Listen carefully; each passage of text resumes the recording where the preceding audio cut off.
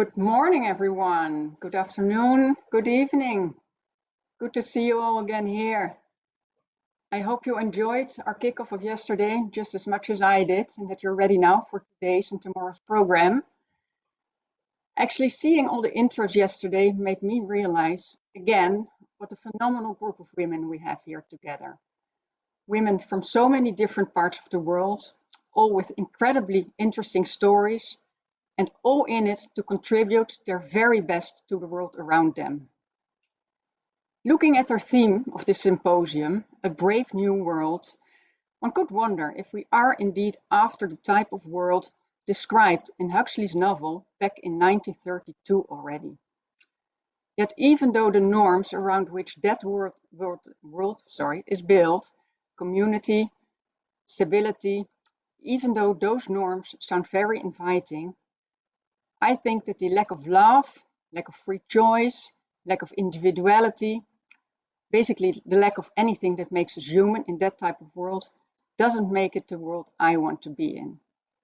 Instead, I think it's up to us, United Success ladies here, to see how we want our future world to be, and then also to be brave enough to play a role in making that happen.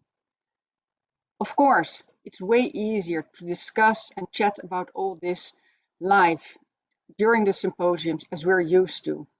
But if necessary, then we adapt, of course. So I really hope you enjoy this online version just as much. Especially for our guests, I really hope you get to experience the connecting with like-minded ladies and the sharing of valuable insights and inspiration, because that's a lot what this whole symposium is about. We therefore have great speakers lined up for you who will share their wisdom and knowledge with you that I really hope you can all use on your path ahead. And we have our knowledge share sessions and Confident Council, famous for the quick deep dives into specific topics that I hope you will all find relevant. Before giving the floor now to Alex to tell you way more about this whole program, I would like to take this opportunity to say a big thank you to both Yvonne and Alex for all their support and contributions to this symposium. It really wouldn't have been without them that we're here now. So big thank you, or asante sana, as we would say in Kenya during our last symposium.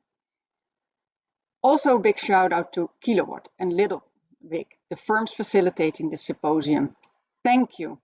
And really do let us know if you have any specific instructions for us. But now, without further ado, I'm handing over the floor to Alex while wishing you all a wonderful symposium. Thank you.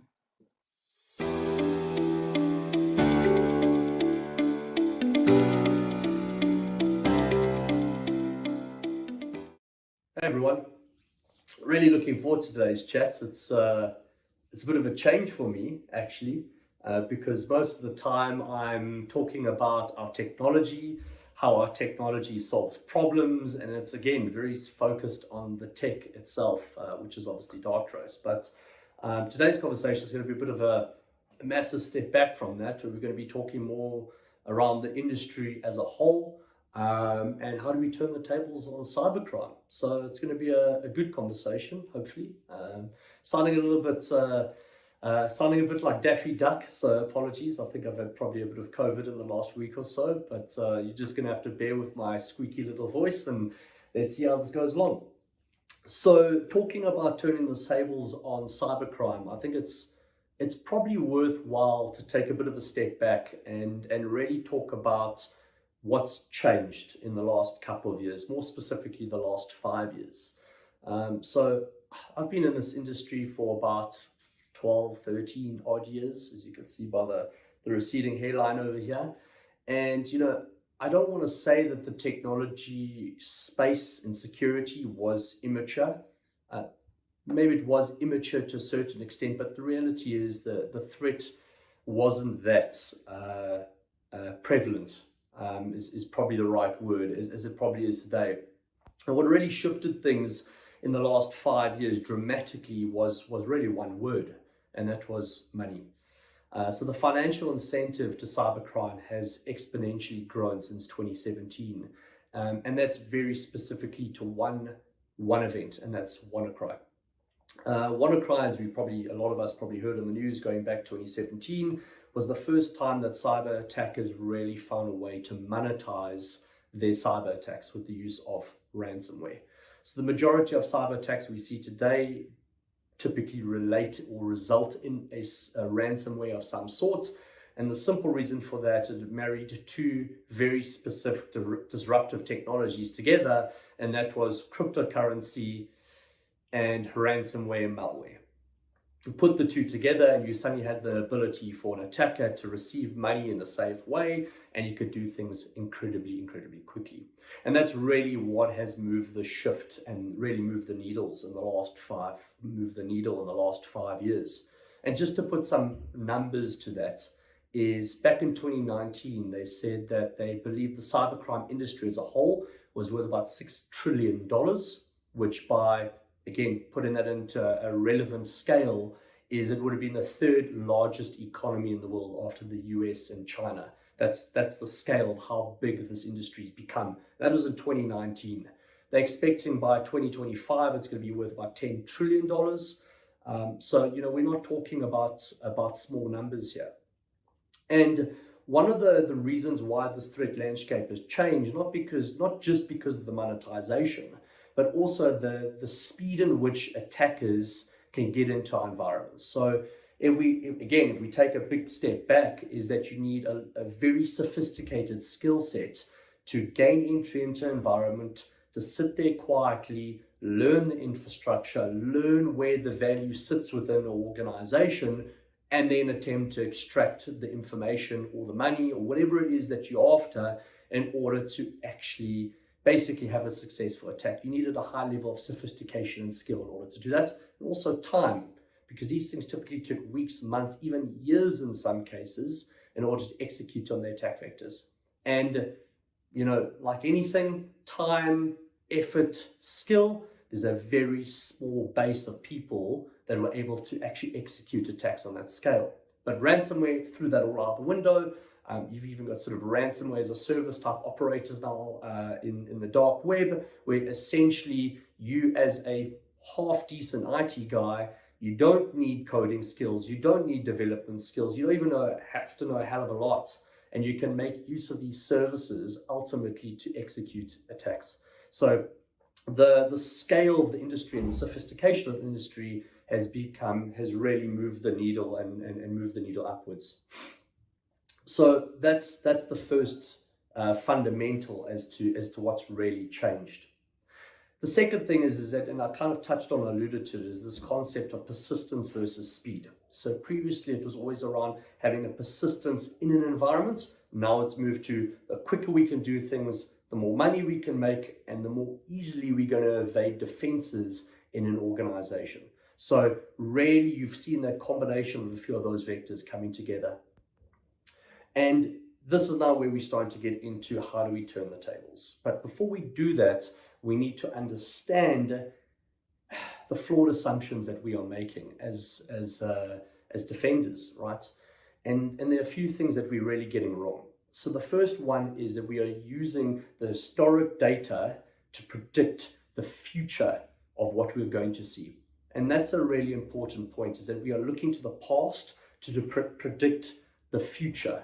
And as a result, a lot of the things that we are doing on a daily basis, whether it's acquiring new technologies to protect ourselves, whether it is just simply going about our day-to-day functions or whatever it may be, is that we're actually leaving ourselves open because we're not thinking about what potentially can change. We're assuming our IT environments are going to be static environments, which they're not. The second thing there as well is that we are often leveraging technologies that are old. There's no other way to put it. They might be a nice dress up, there might be a new paint job, there might be a new bit of panel beating, but fundamentally the architectures and the chassis of what you're dealing with are 20 years old. Get rid of them. You have to modernize the chassis of what you're going about. Because the thing is, if you're constantly throwing resources at an old technology, those resources are being consumed in a way that you could be using them elsewhere. And there's always this perception in sort of human psychology that once we own something, the perceived value is always going to be higher than if we bought it for the first time around. So we often look to the technologies that we've sunken time, energy, and effort into, and then kind of on this side, if we had to make the decision all over again and we started a fresh day, we probably would never have gone down that route, but we still persevere with the same technology. So this concept of this technical debt trap is something that we need to be really, really mindful of. And that really leads into the final point, and I've already alluded to it, is we don't have enough resources. In the IT domain, we have a massive skills shortage, not just here in Africa, but globally, and we have to be really mindful of the time that it takes for the guys internally or even our third-party contractors of what they do on a daily basis. And every single time they spend 1 minute somewhere else, it's taking away another minute from elsewhere. So the prioritization of the skill set is incredibly important. So if you're leveraging technologies in your environment that are soaking up bucket loads of their time on a daily basis, it's a massive, massive problem that you're going to really find a scale problem going forward. So that flawed assumption of, what we've looked to previously to predict the future, technologies that we have, this technical debt conversation, and then finally the resource heaviness of the solutions that we involve in. And that really perpetuates the problem of why as an industry as a whole, we are losing to attackers.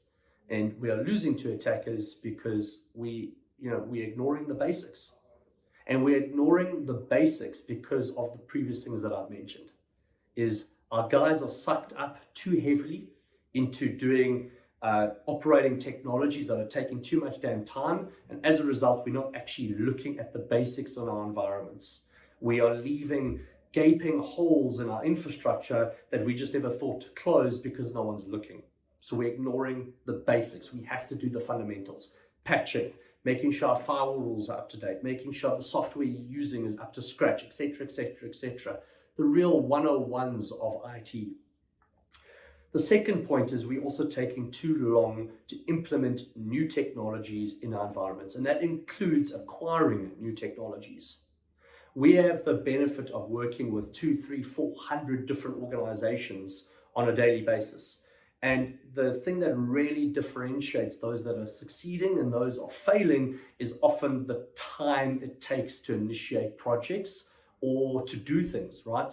The amount of times we've seen a basic task taking 2 weeks because it's not being prioritized properly, or even simply, sometimes a new technology spend takes 8, 9, 10 months before they approve it. And that's before you even start implementing it and seeing the return on the investment that you've even made. So we take too long to acquire and implement technologies. And, within that implementation piece is also, I've seen technologies where the initial scope of what it was acquired for completely shifts by the time it's actually implemented, basically making that technology completely irrelevant in the first place. The whole acquisition completely irrelevant in the first place because the business has actually moved on. Lack of skill, I'm not going to harp on again because I've already touched on it. But then what I think probably the most important thing when we talk about losing from a cyber perspective is our approach as an environment, as organizations, and talking to the culture of those organizations. Is you need a security mindset in your culture if you want to be successful. And a lot of those companies that we see that really, really struggle have a blame culture. There's a culture of if you get something wrong, we want to hold people accountable to what happened. And as a result, you're creating basically a culture of fear from an IT perspective. And when there's a culture of fear, the individual wins and the organization loses, because the individual is focused on keeping his job and making sure he can't get blamed. And as a result, the organization actually suffers as a whole. So you need to think very carefully about the culture of the organization, because that is a key determiner in whether or not you're going to be successfully able to defend against a cyber attack or not. And a good way to maybe think about that too, if you want to think about just your organizations, is who are you more afraid of? Are you more afraid of the auditor, or you're more afraid of the attacker? And answering that question for yourself, or asking that question for yourself, is going to give you a really clear insight in terms of where you sit as an organization. Are you compliance centric or are you security centric? Because they're not the same thing. And all of this really comes down to, and if you really want to simplify it, is you have to think about how do we make our environments more secure today than they were yesterday. And if we can just move the needle, even if it's just by 0.1% on a daily basis, by the time you've gone through a year, you're in a completely different place to where you otherwise would have been. So now, coming back full circle to actually talking about the topic at hand, which is turning the tables on cybercrime. Some principles that I've seen firsthand in all the environments and all the experience that I've had, and this is technology agnostic, is number one, do the basics. Do the basics. Do not skimp on the basics. If you skimp on the basics, it's a matter of time. So make sure the basics are covered, please. And the more simple the basic, the more important it is to do. They're basics for a reason. And I'm not going to go into the details of what those basics are, because hopefully your IT guys would really, really know, but the basics are vitally important. Number two, don't lose sight of what's important. You as an organization, you cannot secure everything. That's something that's become glaringly obvious in every customer. You cannot secure everything. You cannot be 100% secure anymore. So you need to prioritize it. Time, data, money. Those are the three things that are important. And in certain organizations, there'll always be a hierarchy of those three. If you're a bank, money is most important, because if you can't keep money secure, you're not a bank. If you're a telecommunications company, time is paramount, because your systems are not available, you're losing money. Can't operate. Thirdly, if you're a law firm, data is pretty damn important, because if you can't keep your client information confidential, no one's going to be able to trust you. So you're always going to have a priority of those three, but prioritize your IT investments to what's fundamentally important for your business and what is critical to your organization. If A gets compromised, can you operate? Yes or no? If the answer is no, that is important. Focus on that, because you've got a limited pool of resources, you've got limited people. Focus on what's absolutely crown jewels and critical for your organizations. And if you want to keep it simple, drop it down. If you've got 100 Rand to spend, if you're taking salaries, operations, everything into account, where are you spending your 100 Rand to get the most value? The third thing, get rid of the tech that doesn't work. Stop trying to make something work that isn't working. Get rid of it. Even if you've sunken some money into it, rather move on, make a technology shift, do something different. Because by the time you go into it, the further and further and deeper you go, 3 years in, you've now sunk millions of rands, millions of dollars. It's too late now to pull out, because there's now too much political credit put into that technology for you to walk away, and there's too much ego, right? To be frank, there's too much ego in the that's playing out. So rather get rid of tech early if it's not working for you, than try and make it work over a long period of time. You're just saving yourself so much pain, both from a resourcing, a cost, and just general conflict that you're going to go through to make it work. Fourth thing, you have to get the right culture. Focus on the right culture that allows people to make mistakes, that allows people to get things wrong. And if there is a cyber breach, it's not necessarily the guys that are running your cyber division that are getting it wrong. Maybe you've hamstrung them on investments. Create the right inclusive culture where guys aren't scared for their jobs. Because when people are scared for their jobs, as I said earlier, fear drives individualistic decision making, not organization benefit decision making. So get your culture right in your organization, and make sure it's a top-down culture where senior leadership, you actually care about cybersecurity, and you don't just palm it off and make it somebody else's problem, because then what you end up creating, you drop the accountability to somebody else, which in turn allows them to think that if something goes wrong, I'm completely accountable and it's all on my shoulders. You have to share the burden because cyber is no longer just an IT problem. It's a business problem. And the fifth thing, which is probably the number one thing that I see from outside in, which really hurts organizations, is don't let contracting and procurement have the final say on your cybersecurity technologies because they don't know what they're doing. They don't understand the complexity of this industry. They don't get it. And as a result, they just look at the numbers. They only look at the numbers. And the amount of bad decision making that I've seen take place in that layer is critical. Not to say that they shouldn't have a say and not to say that money, they need to look at them. Absolutely, that's all valuable. The commercial side is really important, but they shouldn't have the final say. Because, and I'll give you a really good example of this. We Ferrari and a VW, no disrespect to VW, but they're not the same level. You've got two different cars, a Ferrari and a VW. If procurement are looking at that, they'll always buy the VW because it's got four wheels, it can drive, it's got good fuel economy, it ticks the boxes. But to say that the VW is the same as a Ferrari is doing the whole process massive injustice.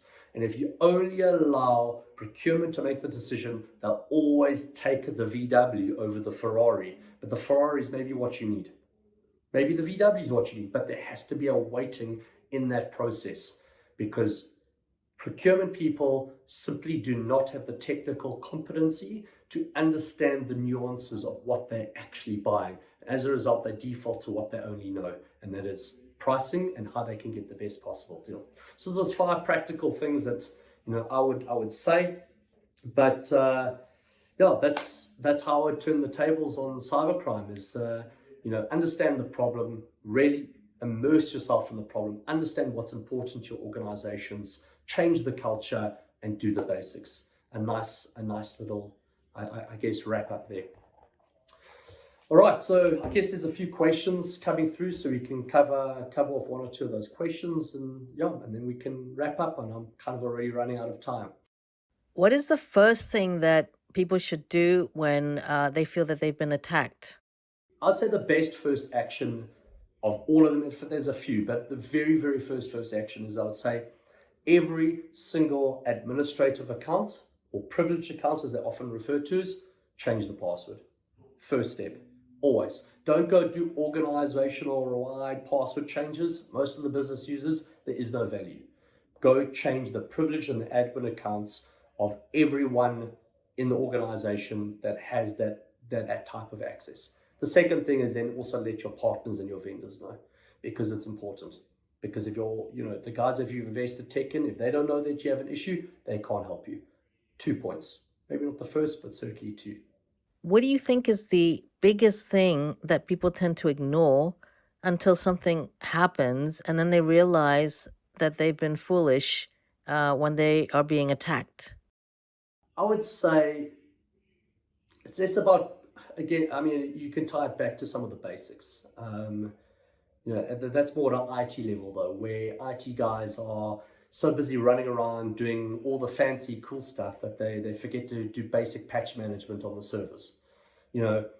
That's really the 101 of foolishness in IT. Do the basics. But probably at a more macro level is assuming they're safe, is assuming we haven't had an incident, therefore we must be safe going forward. That's probably the biggest lesson that we've taken out of everyone, is that we thought we had enough. We thought we were doing enough, therefore we never did any more. We stopped innovating, we stopped doing, and then we had an issue. That's probably the biggest foolishness, is assuming you are safe now with what you're doing. I'm not trying to fearmonger. At the end of the day, it's a little bit rampant at the moment. Do the basics and you're going to be 70% better than probably everyone else, but just don't assume you're safe. Always assume that there's an issue going on and take that mindset. The moment where you start thinking we've done enough is generally when things go wrong. With the global economy slowing down, do you experience more companies not being so proactive as they should be? and the necessary change thinking that needs to be here? Naturally, when money's tight, it's hard to be as proactive as you want to be, right? Um, with a global rundown, you definitely do see it impacting projects in terms of acquiring new technologies or expanding existing tech. Although I don't think it's probably as big as you would think. Probably a more practical sense is rather than running 10 key strategic projects this year, instead of running 10, the guys will run 7 or 6 or whatever it may be. But the key projects are still being delivered and they're still being executed on. But the reality is, and I think this is really what it comes down to, is cybercrime now is impacting business, like substantially impacting business. If you shut down for 4 days and you can't operate and you can't send and receive an email, forget about a global economy. That's having a bottom line impact on your organization. So you just can't afford that. So most of the organizations, and there are a spread of this, but a large variety of the organizations that we work with almost view cybersecurity as insurance. And when times are tough and times are bad, you typically double down on insurance because you can't afford a loss. The margin for error of affording a loss has disappeared. So typically that's when we see guys actually increasing the insurance, and I think the same goes with cyber. Not to say that the budgets exponentially increase, it's about doing more with less. It's getting a lot more careful on the wastage of bad projects. So re-looking at all the technology projects that you're running and going, which ones are wasting money, which one are moving the needle, which ones aren't, and be quite brutal in which ones we need to drop. And that goes back to that sunken cost I mentioned earlier, is that you need to be brave on going, this is not working, it's not doing what it said it was going to do, it's not delivering on what's promised, get rid of it, make a tech change and start again. It might be painful now, but I promise you that, like everything in life, conflict avoided is conflict multiplied. So it might not be hurting you right now, but give it a year, give it 2 years' time, the impact is exponentially bigger than if you had just made the decision up front. So relook everything. You can get frugal, you can get clever on what you do, focus on the basics, but the reality is you cannot ignore it. So please, be proactive about it, and don't drop it, right? Just like you in insurance, don't drop it, because in a global turndown, when your business is not maybe making as much profits, you can't afford a loss. You can't afford to be down for a week with ransomware attack. It's just something you won't be able to survive, right?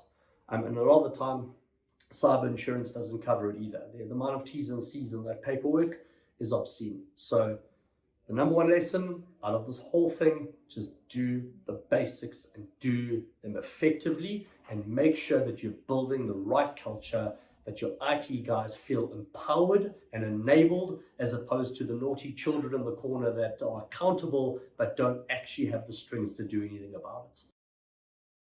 And we're ready to have our second speaker. So as I said before, if you have questions for these speakers, please put them in the chat and then we'll ask the questions to the speaker.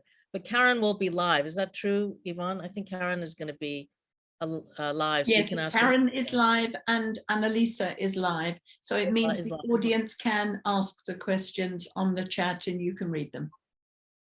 Excellent, excellent. Okay.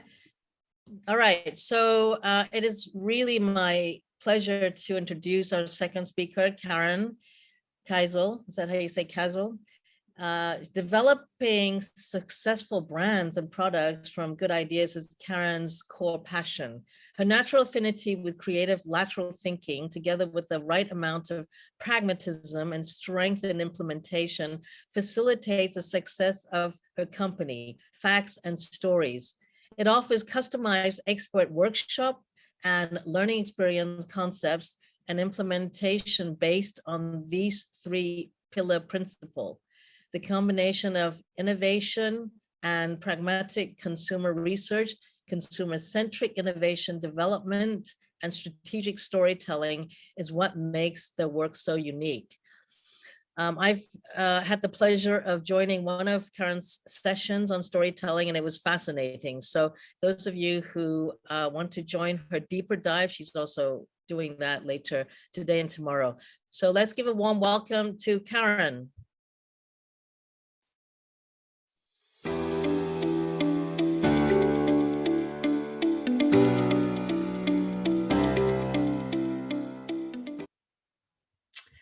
Hello, yeah, thank you for the nice introduction.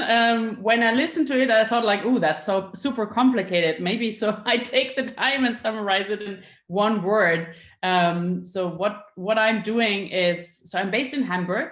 And again, it's very rainy, but I think you know that from your regions. And so we're doing innovation consultancy, and that's, you know, like all this with these different pillars on facts and stories, and simply helping to bring better ideas into the world. So that's what we're here for. And part of the bringing ideas into the world is, of course, storytelling.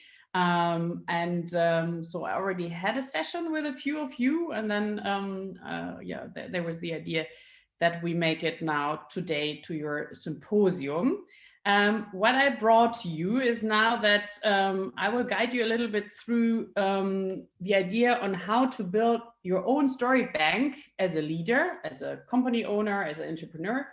And then also I brought you some techniques, how you can tell a story with very easy methods, so that it's not only about, you know, like building your story bank, but also starting to tell better stories.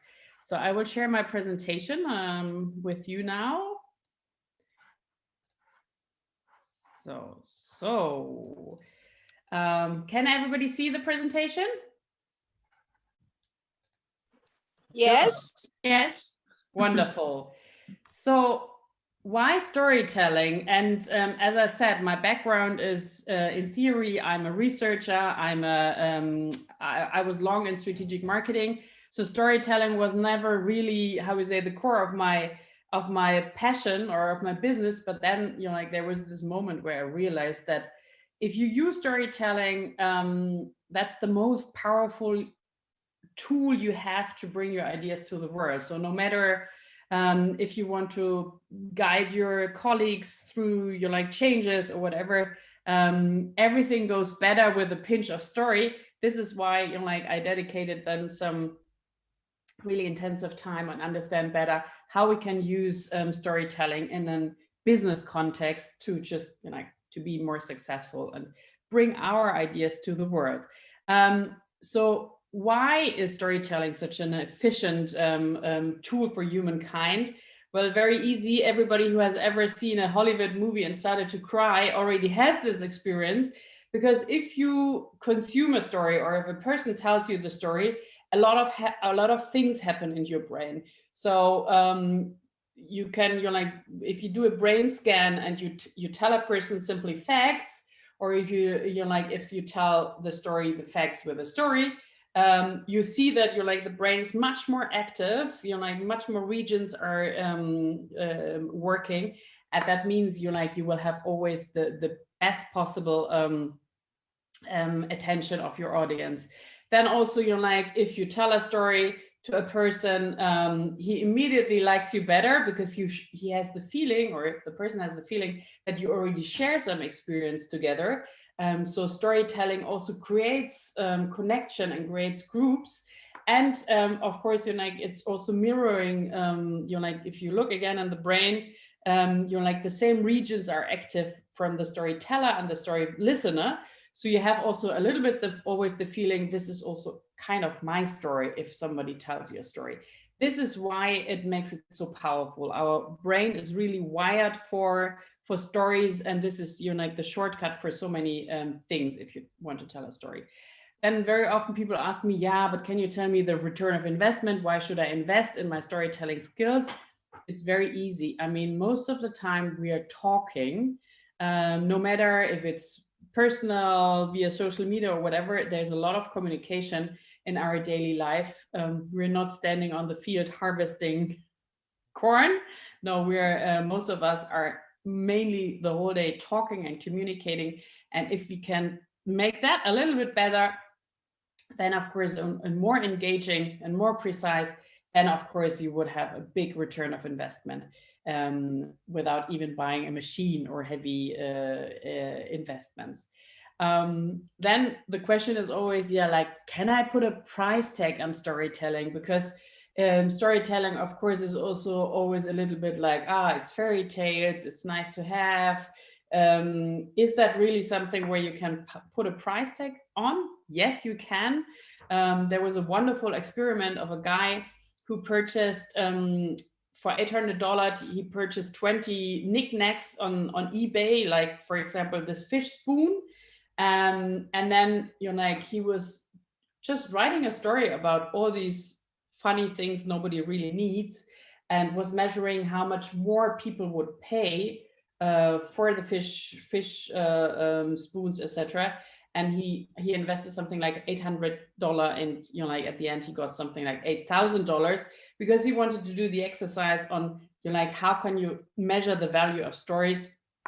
And there was another experiment where they simply put a hotel room on a where they describe like the normal description, size of the room, double bed, etc., etc. And then they put on the same room, they put a story of a person who slept in the room, and then saw like at what price they can sell the room best. And you saw like that even for a very normal product like a hotel room, at the end it creates value and you can ask for a higher price. So therefore it is you can put a price tag on a good story.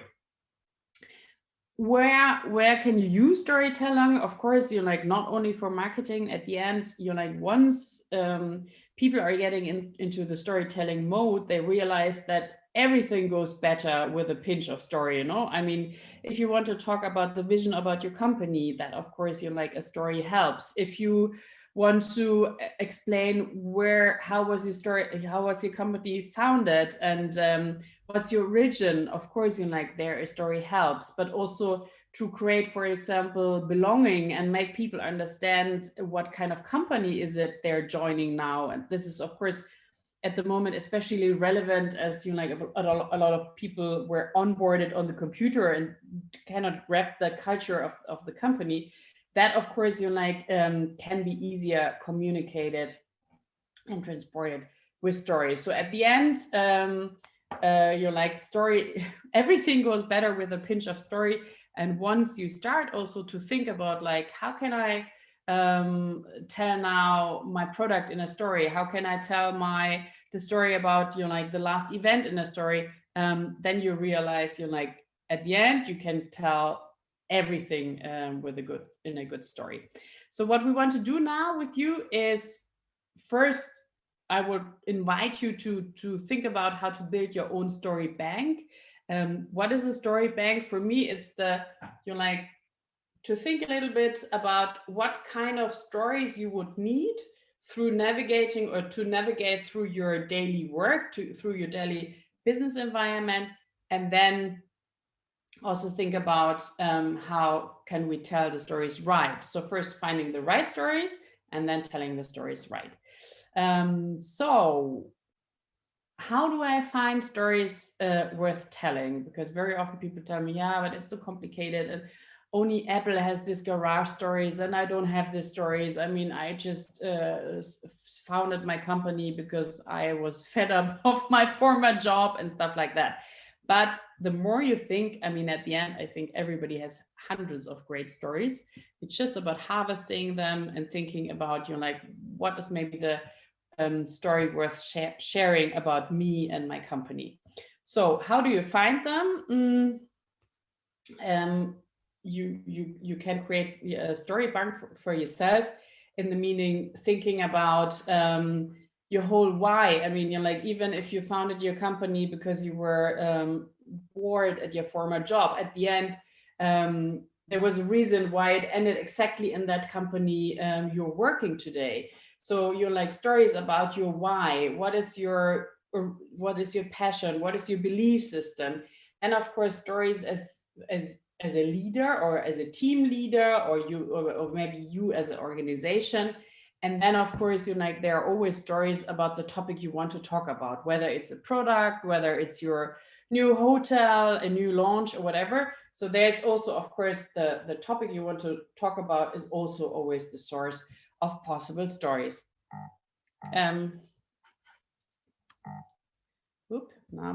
Okay. So stories from you as a person. It makes sense, at one moment, just to take a good cup of tea or good coffee and answer these questions for yourself. No, I mean, for example, where were you born and raised? Does that influence, for example, today the way how you lead, or who were your parents? Is it you you rebel against them, and this is maybe something which is showing you leadership style, or did they teach you values which are still impacting how you treat customers and stuff like that? So the whole who am I can be a very good source about explaining, for example, why you're so passionate about details.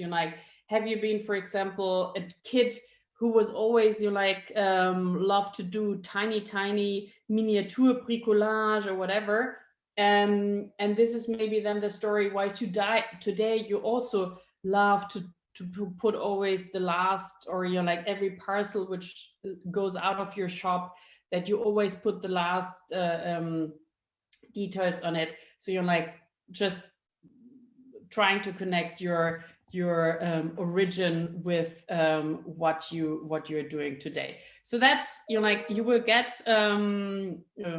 of course, if you want, you will get the presentation, so you can of course take a nice cup of tea and think about what could be good stories about about your hobbies and interests, when you can talk about why maybe you ended up in the travel industry, or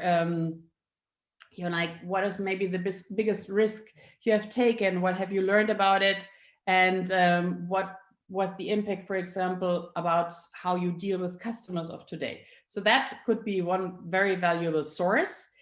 Then of course the stories from you in a system, in the meaning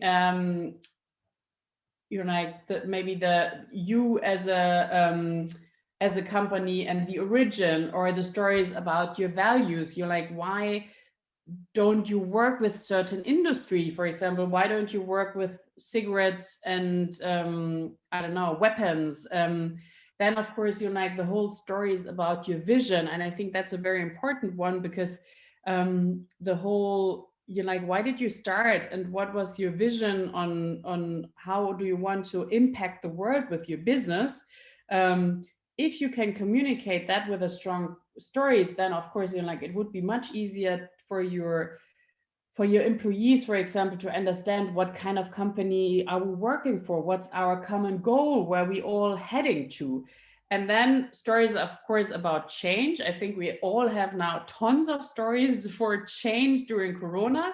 But what did you learn about it? What do you want to take in the future? How your current business is maybe shaped by all your changes and learnings. And then there is the fifth pillar, of course, which is the whole stories about culture and identity. So what's typical about your company? Anybody who comes there in your company, who has then to understand you, how do you celebrate, for example, birthdays? Is there a special routine? How do you deal with stress? How do you, just to explain what is a good story to think about, and what kind of culture people are working when they're working in your company or doing business with you. So, and that's a little bit also the navigation system, because of course there's always the story about me as a leader, and for me leader is not necessarily a person who has a team.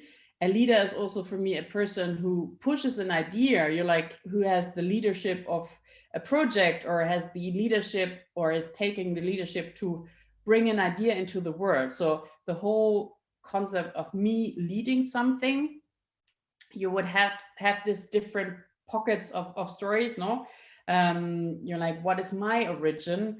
What is my value? What is my story of learning? And what is my vision? And then you would have, of course, you know, like also the same type of stories for you and your team, no? I mean, how does it look, for example, when our team performs best, or how does it look like when our team has to take a certain decision? You're like, how values are reflected then, no? How does it look when we are living what is most important for us? So therefore, like that again as an inspiration for you, that you think you're like, okay, these are my, how is it, my bank accounts, or these are the pockets where it could be helpful to take the time and think about a good stories, and think about, you're like in the dimension of what is a good story of origin, for example, for me as a person, no? What's, you know, like from my childhood, what made me into the leader I'm today? Then you're like for my team, so you're like, how did we came all together? You're like, how did we grow together, etc. And then of course you're like your whole broader organization in which you are working and operating. Then as I said, you're like, there's the source of story from you as a person, there's the story from you in a system, and then there's also the source of stories on the topic you want to talk about, and that's that's why what I like, it's always the thing, you're like me going out or something coming into my my world, and to show you what I mean, that's, you're like, something is forcing us to change. So this is why I'm telling you the story. So for example, there was a technology push, and this is why we have, for example, now to invest or maybe also use different technology in our booking system or whatever. So it's the story of, why do I have to do that project? Because something has forced us to change, and that could be technological background, economical forces, cultural forces, Corona or whatever. Something has forced us to change, or we want to change for the better. So for example, Airbnb, which you're like, if you ever want to look for best practices in storytelling, Airbnb is for me, like, this is masterclass, because they basically do everything with storytelling. No, I mean, they never talk about prices, they never talk about you know, like what the industry does to maybe neighborhoods. It's always, you know, like stories about people who found real pleasure, real life, people who gained money, stuff. So it's always about story, what happened to people. But they, you know, like, if they talk about their offer, it's always the old story versus the new story. So when they talk, for example, about their vision, that they're saying, you're like, we don't want that people go to Rome and they see the same hotel they would see in I don't know, in London. So it's about, you know, like, we empower people to feel the soul of a city. We create belonging. So you're like, when they talk about stories, they always, or when they talk about their products, they always use the story of, you're like, comparing the old story and then saying how they changed the world for better. So that is then the third source you can have for storytelling, to create your story bank. And now you will ask yourself, so but how do I create now my story bank? I mean, you're like, do I just sit down and write?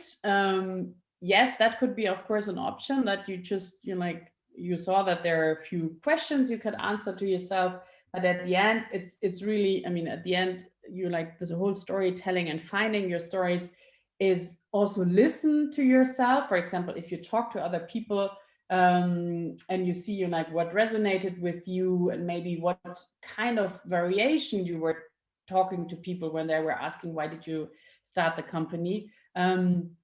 You will learn also about yourself, what kind of stories resonate with you, no? I mean, what kind of stories do you like to tell?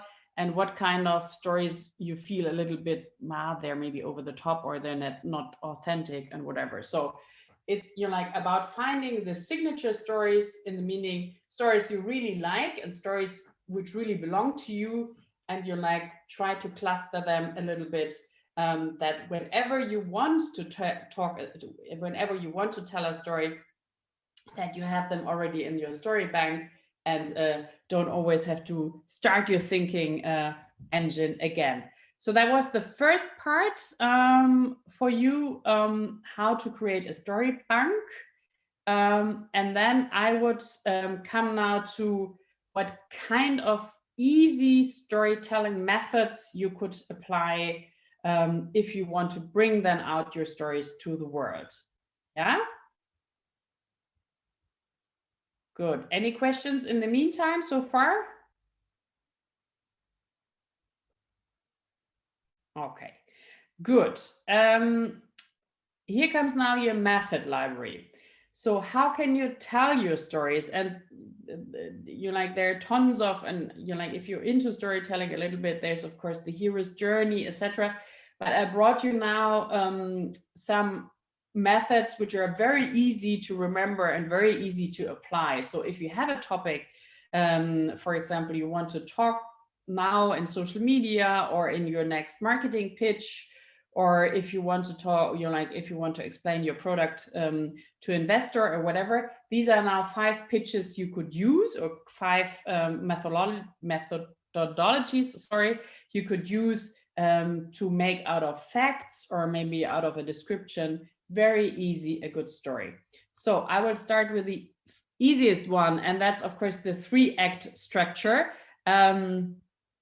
Funnily, I mean, you're like, most stories in the world are designed like that. So it's the oldest and simplest format of telling a story. It's really about first explaining the scenario and introduce the characters. Then there comes a rising action or confrontation, and then comes the happy end, solving the problem. So that's, you know, like a very easy to use story type. For example, for stories of successes, or if you are talking about learnings or development steps, that's the 3-act structure. And I added you, or I gave you an example how that could look, for example, on a social media post. So that's an example from us. We have now a shop where I said, you know, like, first I have to introduce the scenario and what do people need to know to understand the story. Telling, okay, the problem is that, you know, like, we never can talk about our products or our work because it's mostly confidential. But now we're missing the references, and this is why we're having now our online shop. So it's a setup, confrontation, and solution. And I have. If you want to work then later with this structure yourself, you're like, you can, you know, like, we just put some graphics there that you can, you know, like, write it in these 3 fields, like, okay, what is the setup, what and who is it about, what's the confrontation, and what's then the solution. Okay, then the golden circle. I think you know, like, maybe a few of you already know it, because it's normally, this is a management tool, or when people are, or when companies are dedicating some time to the whole, you know, like, the whole branding of their company, and very often they do it with a golden circle. But of course, you know, like, once you did the golden circle and you defined for your company or for yourself your why and how you do things and what exactly do you do, then you can of course transfer that also into your storytelling. That's of course very good, for example, if you pitch at parties, or you're like, if somebody, for example, asks you what kind of company you are, then you could easily use this Simon Sinek's golden circle and first explain them always, you know, like, your why. So you're like, what's the reason your company exists? Then tell them how you fulfill or how you satisfy this reason for existing, and then at the end explaining what kind of products or services you do. Here again, an example from us, let we say, you know, like, So that's, you know, like our why, and why we are existing in the world is to bring or make sure that good innovations or good ideas seeing the light of the day. How do we do it? With empathic listening. So it's a lot about understanding people, understanding companies, and what do we do? And that's then, of course, you know, like always the part where you would simply list your products. But that's an easy way of, you know, like transferring your golden circle, if you did that already for your company, into a structured story. So and that's the, you know, like the self-help chart you can maybe then use to craft your own story. The VOW formula, you know, like I don't know if you have also in the Netherlands a newspaper, which is, how we say, a tabloid newspaper, because that's, you know, like the normal, how we say, that's a very often used plot. For example, the tabloid or the gossip media would use. So they're first introducing a situation, then they really put the situation or the person into hell, and then they're solving it. So it's more about, or for example, if you watch teleshopping, they also explain their products very often with the VOW formula, so that they're over dramatizing, sorry, a difficult word, the middle point, and then they kind of ka-ching the solution. So what's the idea behind it? And then Dave Liebers is a dramatic writer, or a writer, and so he normally writes with this with the same pattern. And again, you introduce, of course, the correct character, and then you send that character to a very low point, and then you explain how the story is turned around, and what happy ending is happening then. That's a story which is, or that type of story is very good for when you talk about projects or further developments, or maybe also transformation. So that could be, that was, for example, our VOW formula. Like we had a lot of workshops, or our top part of our business were a lot of workshops, but then of course Corona was coming, so that was absolutely our low point. Everybody was at the beginning very skeptical about digital formats, but then we overcome that barrier, and the happy end for us is now that we even opened our own store to share our learnings and methodology, etc., etc. So I could, of course, have just described that we're having now a shop, but to, of course, tell a story, I would first explain what we did in the past, then I explain some drama which has happened to us, and then I explain the happy end. And of course, people will pay much more attention if you tell it like that, because they think like, oh my God, and hopefully they manage to come out of that Corona crisis. So what's happening now? So even a small social media post can, of course, get more attention if you tell a story instead of just describing what has maybe happened to you. So no, it's the setup, the absolutely low point, and then the solution. Then I think everybody knows of us, that famous speech. If you look at the dramatization, or how the speech is built up, you also, of course, you can be inspired by that kind of setup, how you normally would plug or will construct the speeches, or good speeches, and then it's this how to say, I have a dream situation, that you describing the current situation and then making them dream about what the future could look like, and project then your idea in it. So that could be, for example, I mean, as Martin Luther King did it, no, that he said, you know, like, imagine, and I have a dream, and imagine how the world would be if we would all buy in now into my vision. So that's really good for this whole value communication. And if you want to talk about the future vision.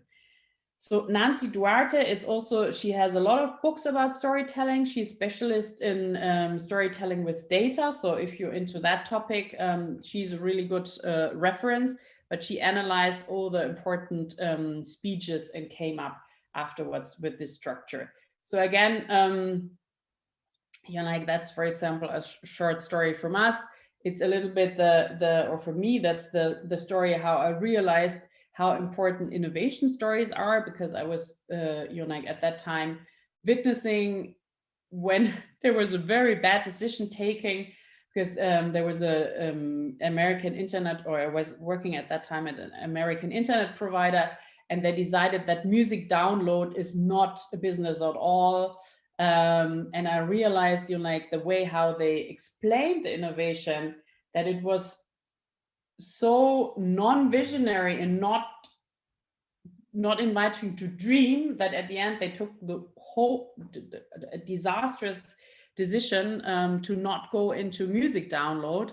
And that was for me, of course, the moment where I said, like, this is why I want to start to have my own company, because I believe that there are better ways to bring good ideas into the world, and we have to support companies in exactly this ability. And then, you know, like that was the what could be, and now the new bliss, you know, like what can be if this new idea will come to the world. So that would be the structure of great speeches, no? That you first explain what is the status quo, what could be. You can jump always between the present and the future, and then you say imagine, no? I mean, imagine everybody could take up to 1,000 songs in their pocket, and imagine you could share lists, and imagine you could access music where you would never have been traveled to. You're like South American tango dance which was not available in your store and stuff like that. So the whole imagine part, if you're like, this company would have done it much better, they would have went into the business with music download.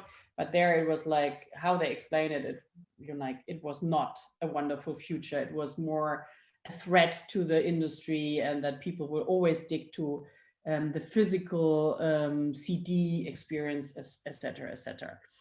Good. The last one, the magic formula from Dale Carnegie's. Again, here that's a very, how you say, if you have very personal stories, or you need to invite people to change, that's a very good way of crafting a story, because you first say, you first start with maybe a personal experience, then explain what you did to solve maybe the problem, and then explain what was the benefit of that action. So it could be, for example, if I would be now a company having sustainable products, that I say, okay, Maria loves to take a walk at the beach, but then she realized there's more empty bottles than fishes in the sea, and that's why she decided that she will switch maybe her consumer behavior to plastic-free products or soaps or whatever. And that means that she will not be part of the pollution system, and skip the plastic bottle in her bathroom. That could be an easy plot. Or again, that's one of the stories I was drafting for our social media, and saying that when I was always before I started my own company, I was always at big companies, and I hated processes. I had always the feeling that they made me much slower than giving me any kind of benefit. And that's why when I founded my own company, I was trying to avoid any processes which and only have the necessary, which at the end makes us much more flexible and adaptable to changes. And I just described the benefits of this action I took. So that was the Dale Carnegie's magic formula. Again, like for you to like a pattern to easy fill it out and make your own comments. And we are now at the end of the journey. So I stop now my presentation that you can see me, and maybe you have some questions. Thank you, Karin. So again, questions, ladies, please put up your virtual hand or wave, and then we will unmute you so you can ask your questions. Any questions for Karin?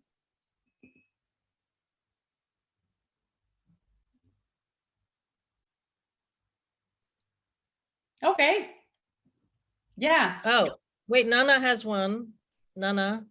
Yeah. Go ahead. So yeah, so if you haven't thought of, you know, stories in the way that you have presented it, which is brilliant, you know, where do you suggest a person starts so they can create the story bank? I think you start there where it comes for you easiest. No, I mean, it depends what kind of person you are. For some people, it's very easy to say, I start with myself because I know myself well, and I can, you know, like if I talk about my values, I know where they come from, and you're like, then you could start with yourself. If you have more the feeling, yeah, but you're like, it's maybe easier for me to talk, for example, about me and my company because, you know, like I'm at the moment heavy involved with that, then start with you, for example, with the origin of your company and your maybe the vision of your company, because, you know, like that's where your attention is at the moment. So there is no easy answer. I just would say start with what's easiest for you to access. Okay, great. So the next question is from Jackie. Hi there, thank you. I love that.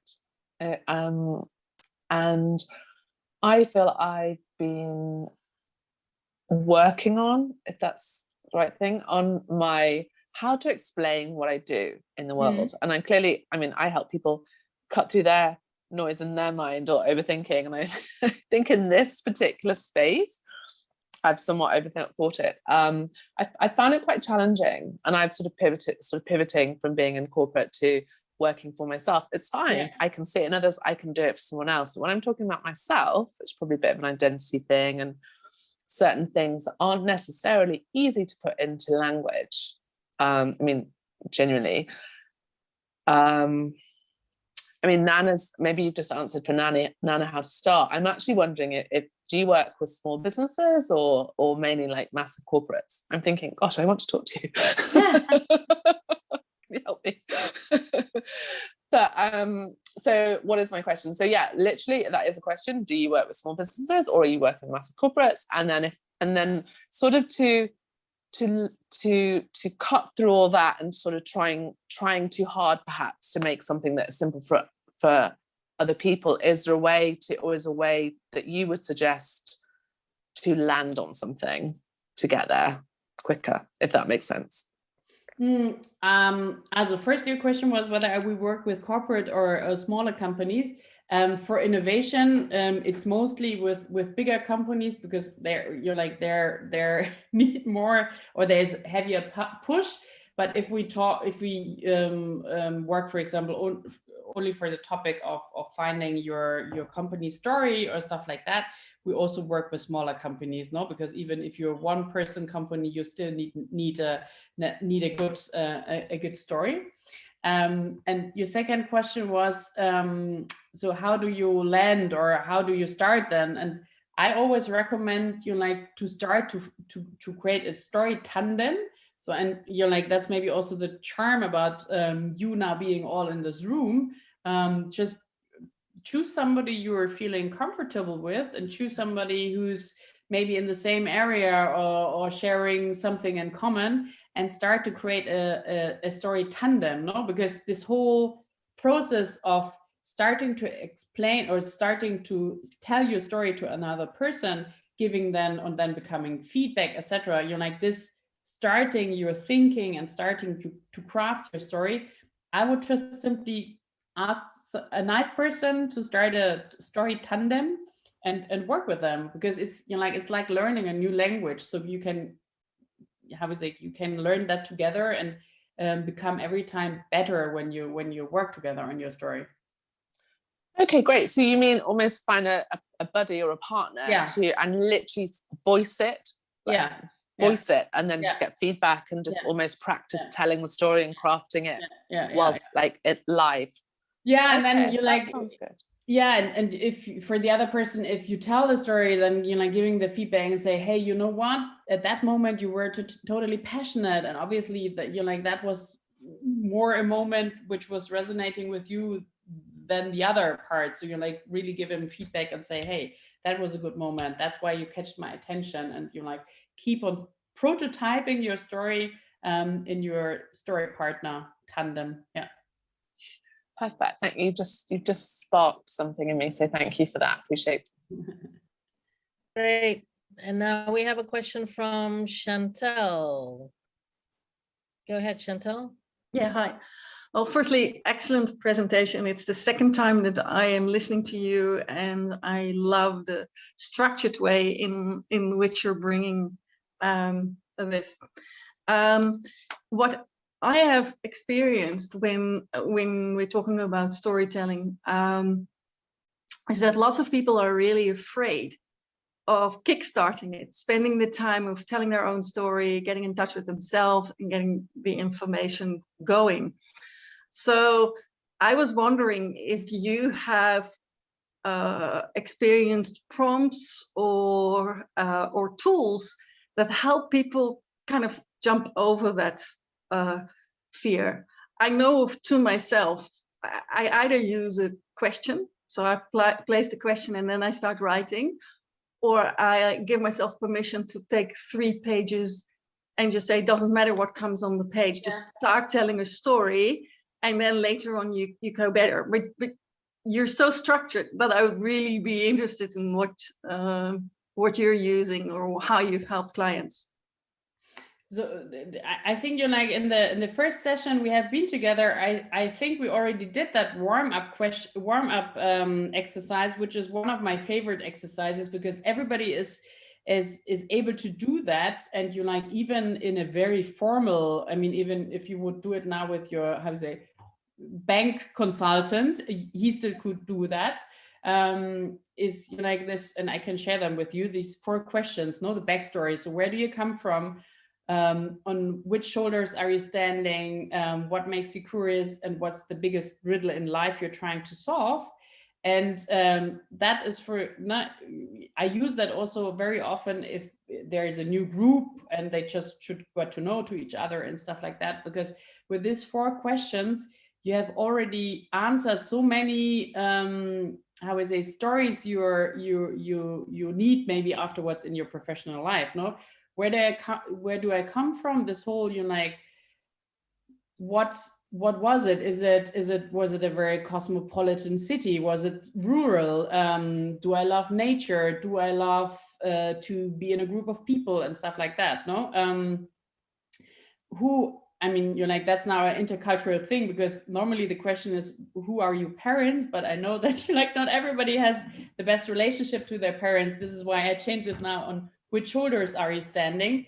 Because that, again, you're like, I mean, of course, no matter if we are not best friends with our parents, but at least they left a big impression on us. So the whole, you're like, are you very moral or not? Are you a very tidy person or not? Do you love details or do you love chaos? That, of course, like, is with this whole, you're like, on which shoulders do you stand? You're like, who inspired you? Who pushed you?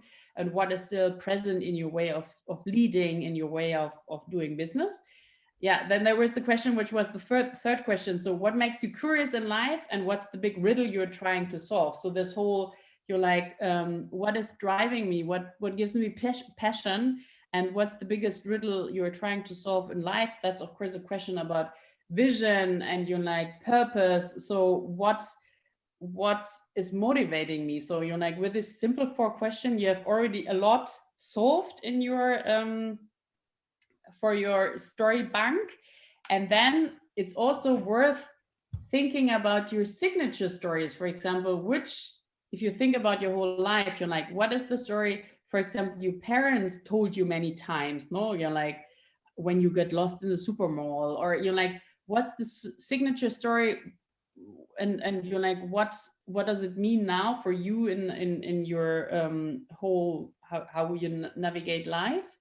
And what's maybe also a signature story you're telling about yourself very often, no? I mean, that you're like that moment, for example, that you're normally a very tidy person, but then there was the moment where you lost your plane ticket, etc. And finally, you did a very different kind of holiday or whatever. No, I think everybody has already in his life this kind of signature stories where you're like, there is obviously something in the story that your parents repeated it or you repeating it, and thinking or starting to create your like that as a first pillar for your story bank, no? And say, you're like this getting lost.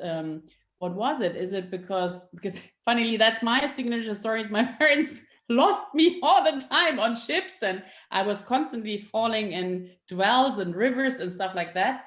But then I realized, okay, I was a super curious child. I was always browsing and looking and testing and stuff like that. That's why I always got lost. And that's why if I talk now, for example, about my values and stuff that I said, I'm a very curious person. So you can put me the most boring stuff and I would still think like, oh, how does it work and stuff like that. So so these 4 questions as a starter, and then reflecting about your signature stories and what do they mean, and how can you craft them now in a story, no? Okay, great, Karin. We have time. Well, we actually running a bit late, but we have one more question quickly now from Marlies. Thank you. Thank you very much for your presentation. I think you make it sound so easy, and your examples are very, very helpful. Thinking that I think I have 2 big pitfalls. And the one is that I bring in way too much detail. And the other pitfall is my voice of judgment. So who could be interested in this part of my life story, whatever. So these pitfalls, you may have answered some of that already, but I would be interested in what your views are on these pitfalls I could hopefully prevent in the future. Yeah, but I mean, for the first pitfall that you think that you're using too much details, again, I would challenge you to choose a tandem, no? And because the more often you tell a story, then you realize what stays in the story, no? Because some details will get lost after repeating because they obviously don't help the story. So if you start now with a partner and prototype your story, and a person gives you really dedicated feedback, I think this can help you, because I know that for yourself, it's always okay, and that's important. And then I have to explain also that it was sunny these days because it was reflecting my mood and stuff like that. But if you share that with a good listener, they can give you feedback on what is maybe really essential for the story and what just maybe only for you is essential to the story. And your second question, I don't think that there's never a boring story for an audience. And so your question on do you have the right audience, or did I get your question right? Sorry, what was the second question? Yeah, my second question is about my pitfall, that I have this voice of judgment. Who could be interested in what I have to say? Yeah, so I dismiss the story before I start. No, but honestly, I mean, this is how we are wired. No, I mean, the whole theory that we are populated the whole world because we were able to. So there's even a story gene in our DNA. We were able to craft stories like justice, religion, and stuff like that. That we were able, to expand and live in bigger communities than our 80 people tribe. So therefore, I think there isn't an audience for a story. So don't censor yourself there, because at the end, everybody loves a good story. Thank you. That's Thank comforting. you so much, Karin. Thank you. Thank you so much. Yes, and for a deeper dive, you can talk to Karin more in the knowledge share. So right now, we're going to go to our next speaker, which is Dr. Analise Booysen, and I will introduce her to you all. For those of you who don't know her, Dr. Analise Booysen is the founder architect of Your Global Village, a metaverse for global entrepreneurs where personalized introductions are done for your connections, generate more business while making a bigger difference. A global citizen, having lived in 9 different countries in Africa, Asia, America, and Europe, she beats me on that. She uses her international life experiences and a PhD in economics to integrate ideas and bring new perspectives. Over the past 25 years, she has helped numerous founders, visionaries, and creators turn the vision into an operational reality that has impact, changes lives, and makes a tangible contribution. She's also the founder of Insight LLC, dedicated to providing practical data-driven insights to small business owners. Analise is the author of The Holes in Your Bucket, a guide to 10 blind spots that could be holding you back from reaching the next level in business, and environmental enthusiast. She's an advocate of community gardens as a way of promoting responsible consumption. So let's put on your seatbelts and get into the metaverse with Analise.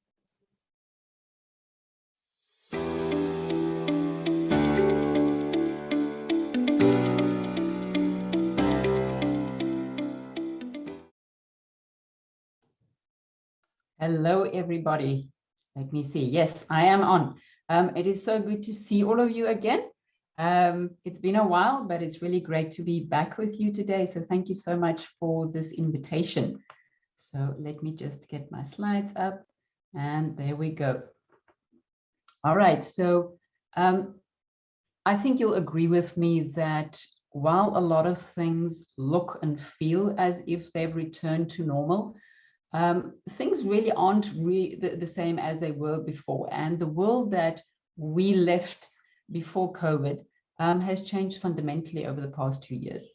So this symposium is about a brave new world and how to thrive in it. Now, as with anything that is new, it comes with its own brand new vocabulary. And I loved what Karin said about storytelling. And I think that's really a great entry into what we're going to be talking about now, because there's a whole new vocabulary that has come up for us. So the whole concept that we are talking about today of meet you in the metaverse, that is something that you will be hearing very soon and very often. Now, you might have heard a lot about the metaverse in the media, but you perhaps are not quite sure and clear about what it is. So let's just spend a second on that. The metaverse is still very new, and that definition is very much evolving. Everybody is still wondering, what is this going to become? What are we creating here? And they all have their version of it. But in the simplest terms, the metaverse is a 3-dimensional version of the internet. Now, if you want to get more accurate about it, a good description is it is a shared 3-dimensional environment that you can jump into and have an experience with people who are not in the same location as what you are. And that's quite exciting. Now, you might say, okay, well, isn't that what Zoom is? Well, not quite, because this is a 3-dimensional version of it. Now, if you want to take another look at it, and this is really important, I think, just to understand where we're going with things, is you can also describe the metaverse as a digital representation of the physical world. But there's one very important distinction word here, and that is that, yes, it is a digital representation of the physical world, but it is without predetermined physics. Now you might wonder, okay, what does that mean? If I stand in a room with you and I wear this jacket, you are not going to dispute that this jacket probably belongs to me because there is a physical connection. Now, if I put this jacket into a digital format, anybody can cut and paste it. So I've lost my physical connection, which means I've lost my ownership. And that is what the metaverse is now helping us to address. And that is why NFTs, non-fungible tokens, which you'll hear more about later in the knowledge share, that's why they're part and parcel of the metaverse, because it gives us that opportunity to create a digital ownership around what we put out there. Now, how do we create this digital space, this 3D environment? Does that mean we're all going to be walking around with goggles and waving our arms? Hopefully not, please no. That's not the world we want to live in. The metaverse really is a continuum, and it's your choice where you want to play in this. It includes what you obviously know already as virtual reality. You know, you've all seen the goggles. Most of the images that you get of the metaverse nowadays is people looking around, you know, kind of aimlessly. You wonder, is that my life? No, actually, that's not going to be your life. But as I said, it's a continuum, and it includes virtual reality, but it also includes something else. It includes augmented reality. It includes mixed reality. The point of it, though, is that we are not going to be living in a video game. We're not going to be walking around shooting flying objects. That is the gaming world. The metaverse for business is something else. And the important thing for me really to convey today is that the metaverse is not a replacement of reality. It is an extension of the reality. And it just gives you that added layer that gives depth and richness to what is to come. So that's an important thing for us to just keep in mind. When you think about the metaverse, it's probably not exactly what you thought it's going to be. Now, you also might want to know, is the metaverse the same as what you're also hearing a lot about in media? Is Web3, is that the same thing? And actually, no, it's not the same thing. And to understand that, it's quite helpful to see what has been the progression from Web 1 to where we are today. So Web 1 that's way back in the day, 1996, 97. That is where we had the opportunity to take something that was only physically available to us, like, for example, the Encyclopedia Britannica. We digitalized it, we put it online, and it was available to everybody. And that was actually a really big deal, because that meant that we could democratize the access to information. And there was big hope placed on that. How is that going to change the world for better? Because that now equalizes the playing field for everybody. Then we got to Web 2, which is where we are at the moment. What Web 2 is, it is you can read, but you can also write. Now think about blogs, think about apps, reviews. You can also create your own website. That's all reading. Now, a lot of things came out of Web 2, a lot of great things that we want to keep, but the main thing that really is a problem, a challenge nowadays, and something that we probably didn't foresee, is the fact that centralization happened. What that means is that you don't actually own your data. The platform that you are working on owns the data. And that has brought all sorts of challenges. And that is exactly what Web3 is trying to address. Now, Web3 is not something you're going to buy in a box and implement. Web3 is actually still an idea of a future state of the internet. We're still keeping reading, we're still keeping writing, but now we bring ownership into the mix. And that's really what Web3 is all about. It wants to address the fact that ownership has been taken away from the people who should actually own it. And they want to bring back the idea that you should associate data with individuals rather than platforms. And they want to give back the control and the ownership of those who are building the web, but also those who use the web. Now, if you think of that in the context of where we are now, where we're heading, that's quite a sea change of where we're heading. And everything that you see in the news, blockchain, cryptocurrencies, AI, NFTs, those all fall under the idea of what Web3 is. And as you can see, the metaverse is a component of Web3. So you might think to yourself, this is great, this is interesting, so what? Why do I need to care about this?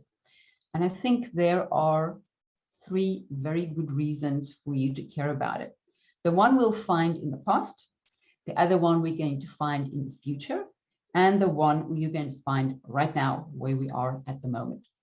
So let's go back 25 years. It is the year 1997. So it's a heady time. The internet has just taken off. People are starting to see, wow, this is really going to change the world, but they weren't quite sure how that is going to change the world. And one of the most burning questions during that time was, do I really need a web presence for me to grow my business? Now, standing where you stand today, knowing what you know, having gone through the past 2.5 years, that's almost a quaint question to ask. It's very narrow-minded, and you think to yourself, how could a person not have seen what is coming? Here's the thing though, where we are today, 2022, this is 1997 all over again. And people are again asking the question, do I really need to have a presence in the metaverse? But here's the thing, you're not going to have to wait 25 years to see if that was the right question to ask and how it played out. With things changing so fast, you won't have to wait longer than 5 to 10 years, I would say 10 years on the outside, to see how this is going to play out.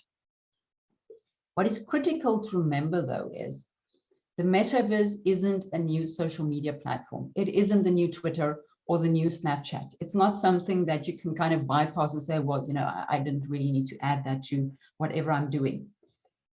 This is a reinvention of the internet with everything that implies and applies to your business. So the baseline is changing, and that is a very good reason to pay attention to the metaverse. Then let's go 25 years into the future. And what we are seeing right now is businesses are racing towards a future that is truly, utterly different from the one our businesses were designed for. And over the next decade, we will be witnessing complete transformations of literally everything that you have grown accustomed to as your ecosystem for your enterprise. And that means the ground is shifting beneath us.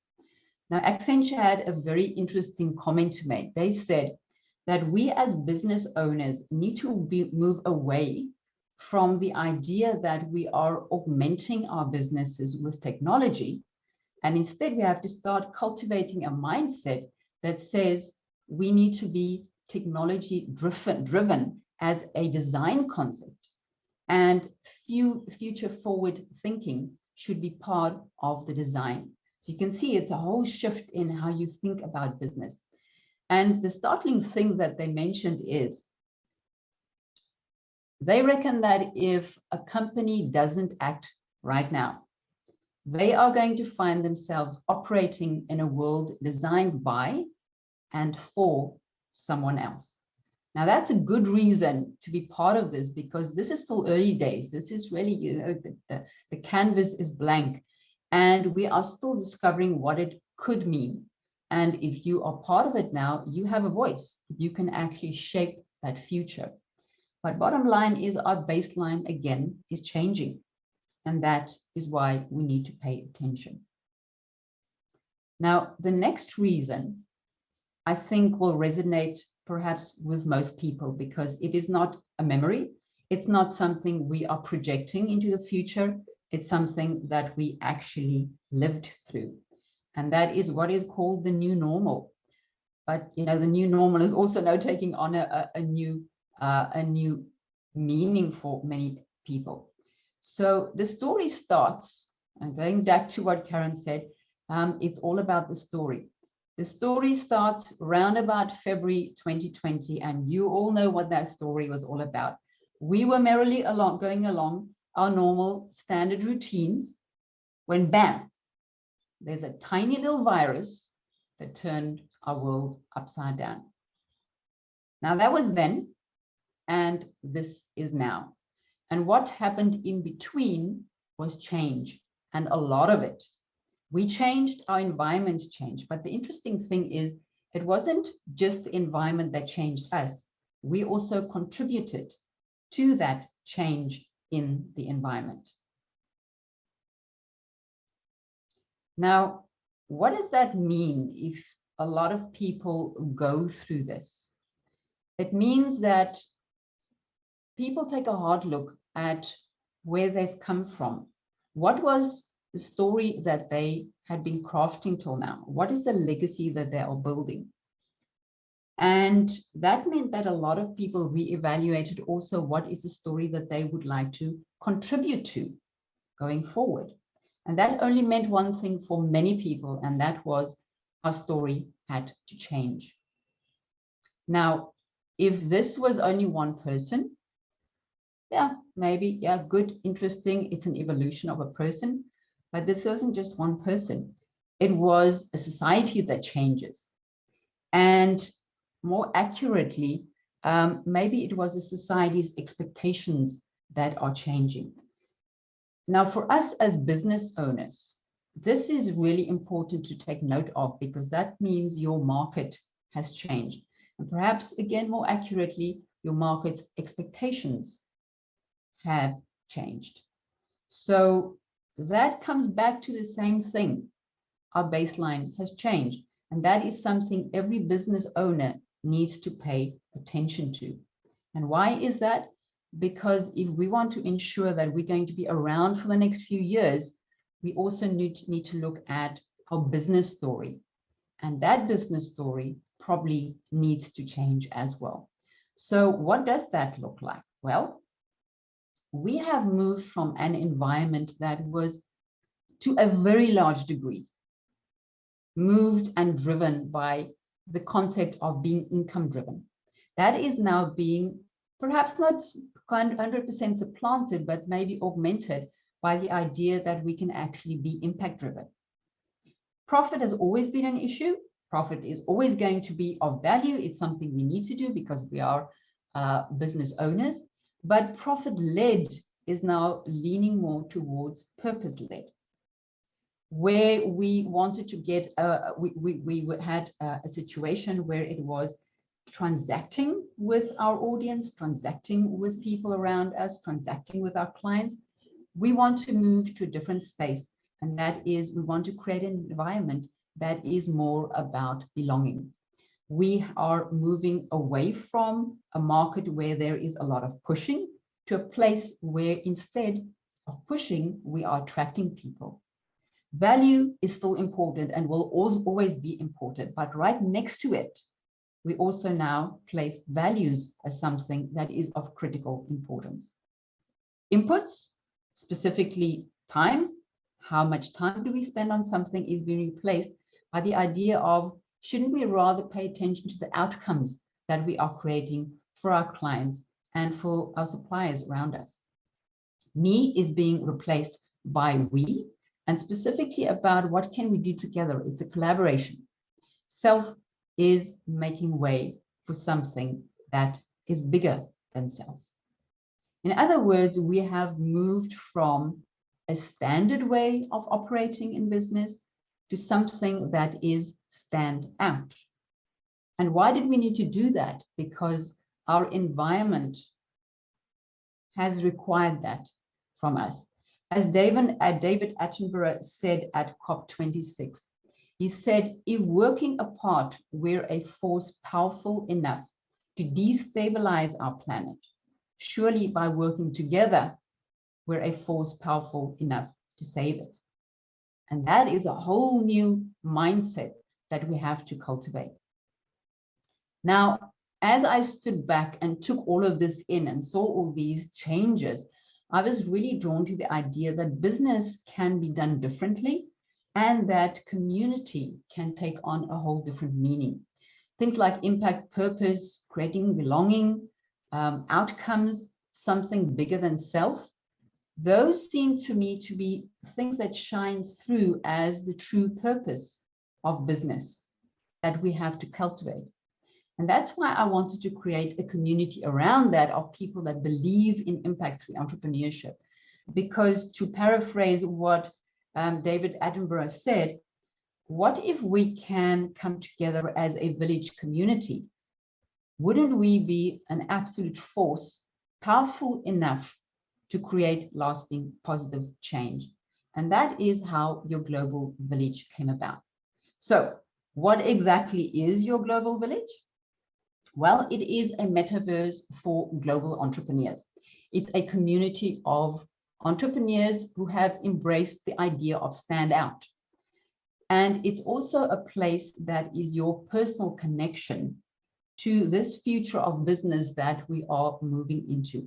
Now, we are still on a journey with our tech, and we will be for a while, but we have already built the blueprint and the thriving community around this concept. And we are now moving into the next phase of our tech journey. Now, the primary purpose of your global village is that it is a place for doing business. And we take that very seriously. And that's why we have a Merchants Guild in our village. And the Merchants Guild takes care of all the residents and makes sure that they get all the opportunities that they possibly can to make sure their businesses grow. But that's only half of the story. The other half is that we want to make sure that everything that we do as a collective creates a positive impact. And that's why we also have an impact house in our village with a focus on creating as much value and impact in the world as we can. And we almost see the impact house as being the soul of our village. It's our why, but we've turned purpose into measurable impacts. Now, again, you might be thinking to yourself, this is a very nice theory, not sure this actually works in practice. So let me show you what we have achieved so far. Since we have been measuring this in January of this year, our village has generated more than $20,000 for our residents through, I think it's actually now 25 transactions and counting. So we have doubled this in the past few months. And also by simply going about what we normally do, people showing up, people collaborating, we connect that and we link that to specific outcomes that has an impact. And this is what we've created as a collective in the village. We have managed to purchase 108 plastic waste bricks with which we are building schools. So we are not only addressing education, we're also addressing consumption, pollution, environment, all those things rolled into one by doing that project. We also have been able to plant 65 trees and have given, donated, offered 264 days of fresh water to people who do not have that in their lives as a normal way of being. Now, there's one other critical thing that we have to also keep in mind. And this is something that we have woven into the village as well. And that is, are we going to ensure that everyone in the village, will they remain relevant as we go through these rapidly changing times? And that is why a third component in the village is really essential. And that is the fact that we want to introduce our residents to the future of business. And we believe very much in learning by doing. And that's why we have a lineup of really exciting roll-ups from NFTs all the way through how do you actually conduct a meeting in the metaverse. And we bring that to our residents so that they can simply, by being in the village, they learn how to do these things and it becomes second nature. So we don't expect people to just figure this out for themselves. It's part of the environment that we have built in. So with that being said, would you like to see what this village looks like? Yes, no, yes. So all I'm requiring of you and asking of you is to use a little bit of imagination, and then you can step into our village with me. You ready?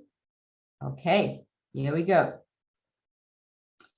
Our virtual village draws its design from a medieval walled city in France.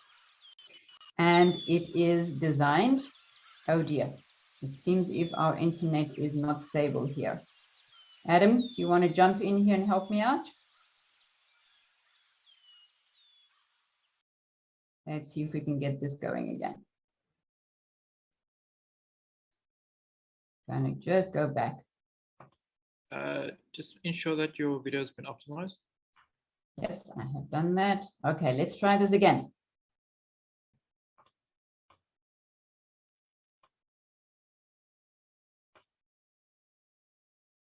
Okay, I think that looks better, Evan, right? Okay, good. So you can now see what our village looks like. So as I said, our village draws on the design of a medieval walled city in France. And as you can see, as with any good village, it actually is designed around a central park. And we have our houses scattered around it. Now, we also dipped into the past for these houses because we don't describe them as virtual offices. We describe them as merchant houses. And why do we do that? Because I believe that period when we had merchants with merchant houses and merchant guilds, that really was the epitome for me of that was when entrepreneurship really started to flourish. That was the time when people started collaborating to find new worlds and bring new exciting things to Europe and the rest of the world. So what I'd like to do now is to just show you where you are. And this is the Merchants Guild that I told you about. So I'm hoping the internet is going to allow me to do this, but I'd like to take you now through a little walk through our park and then introduce you to one of our merchant houses and to show you around what it looks like inside. So let's see if this works. There we go. All right, now imagine you come to work on a Monday morning and this is your workspace. You open your door to your merchant house and you say, hey, there's Michelle over there. She just also opened her merchant house, and you wave to her and say, hey, let's go and have a coffee in an hour. I have a client coming through. Let me just get that done. And then we're going to have a coffee in the cafe. And then later, let's go to the Merchants Guild because I want to discuss some plans for us and opportunities that we can do some collaborations on. Now, this could be what your life in the metaverse is all about. As you can see, it is a representation of something that you are already familiar with, but it is in a virtual space, and it brings people from all around the globe into a central space that you can all identify with. And that just gives you a whole new meaning of how do we do business. So as you've seen, we have cobblestones in there. So I'm just going to ask you to take a few more steps towards the front door of our merchant house. Now be careful, it is cobblestone, so it's a little bit uneven. If you've got heels on, be careful. And here we are. We are in front of the merchant house of one of our residents, and it is Eva Dalgetti, and she has a business called Dalgetti e-commerce. I'm going to tell you just a little bit about her because that is important for you to know as we go into her merchant house. So Eva was born in Guyana in South America, and she came to the UK to further her education. She has always been very, very good at numbers, and she ended up becoming a chemical engineer. Then she went on to become an IT analyst for 10 years. She took a sharp right turn and she became a maths teacher. And then she fell into e-commerce in a very interesting way. She started helping out with her family's tea business.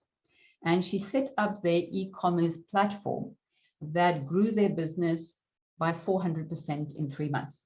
And that's how she really started learning the impact of e-commerce. And she packaged it and she built the processes around it. And that is what she now is teaching her clients. Now, why do I tell all of this to you? Because we are all used to the fact that when you go into a marketplace, when you go into a networking situation, you need to have an identity. People ask you, what is it that you do? And there's your card and there's your logo, it's your branding colors. That's who you are as a business.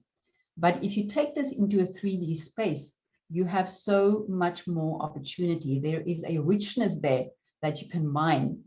And that is where you can you can tell your brand story in a whole different way. So I told you all these things because all these aspects of her is built into her interior. So if you're ready to go in, who would like to open the door? Alex, are you going to be opening the door for us? Okay, you ready? Go. Yep. 1, 2, 3. Go. There we go. And here we are. We are inside her merchant house.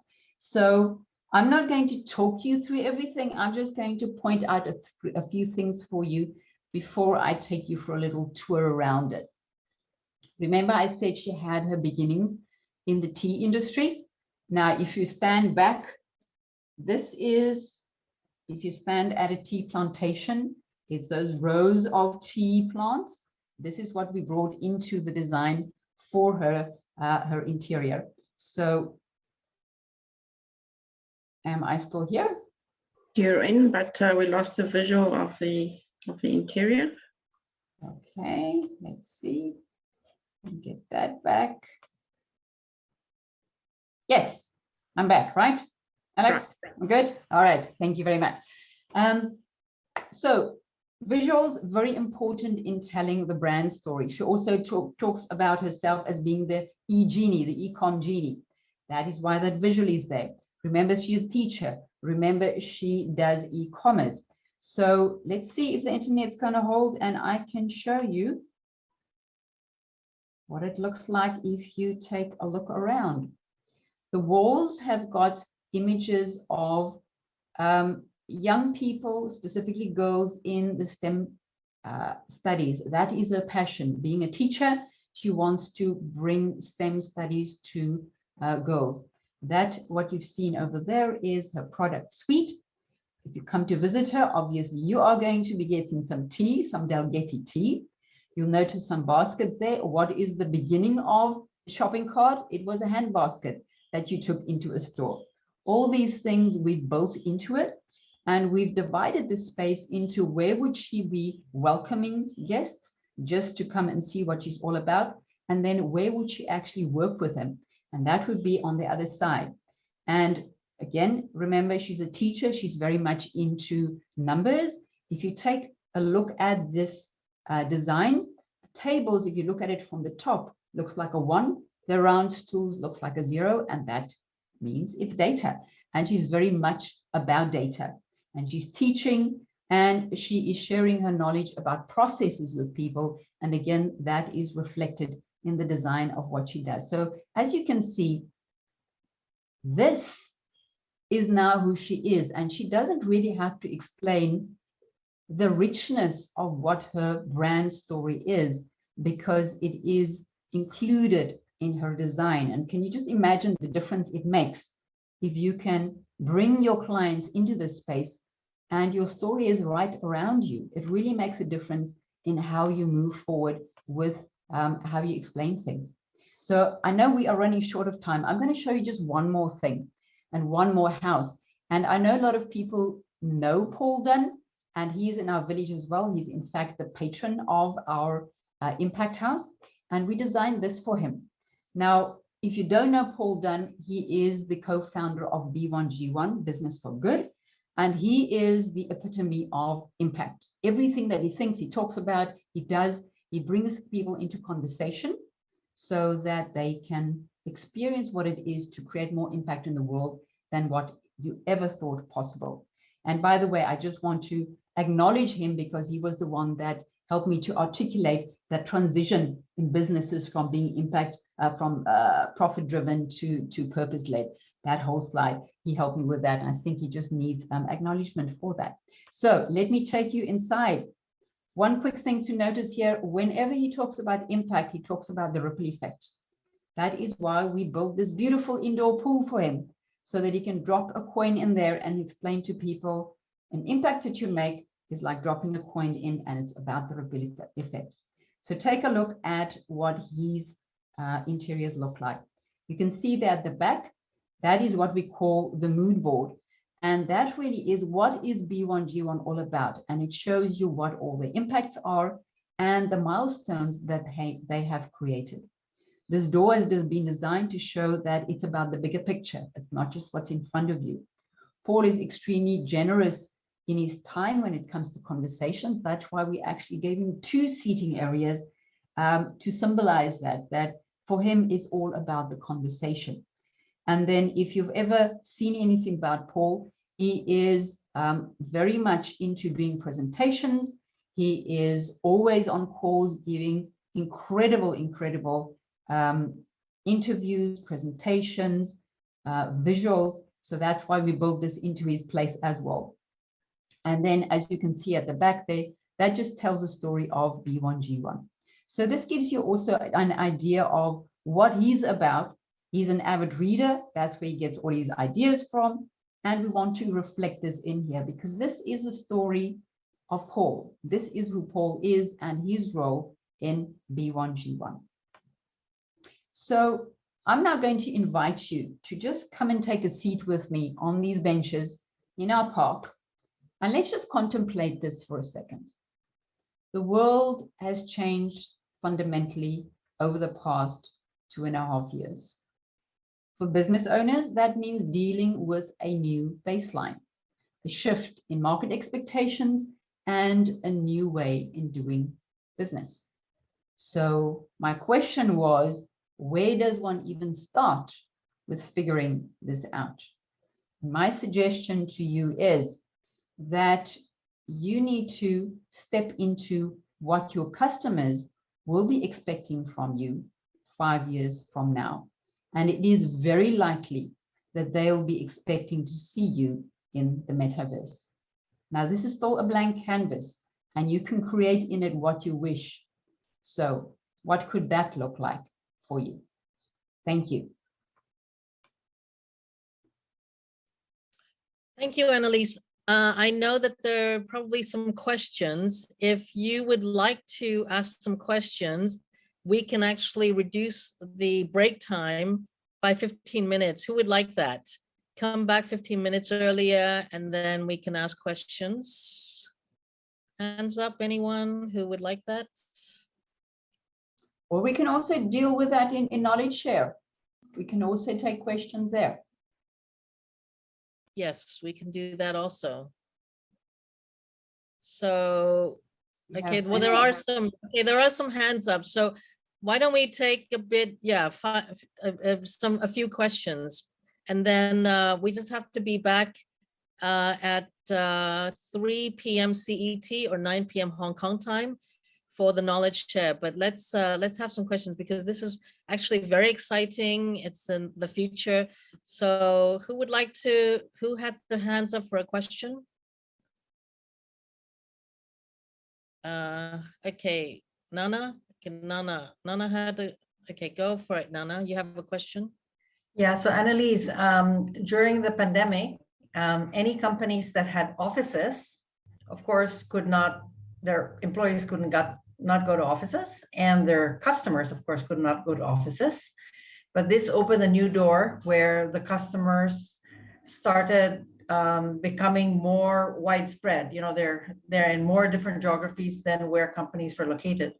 How can the metaverse be used to create essentially a virtual office setting for companies that are no longer requiring either employees nor customers to ever come into an office? That's a really good point that you're making there, Nana, and I just have to apologize. We are doing some work in the metaverse in our village here, and so you might hear some trucks behind me beeping. So just pardon that, but I'll make sure that I speak over it. So Nana, I think the golden opportunity here is that exactly what you're saying is if you can bring people together in a shared space that is a resemblance of what would your ideal be like for a virtual office.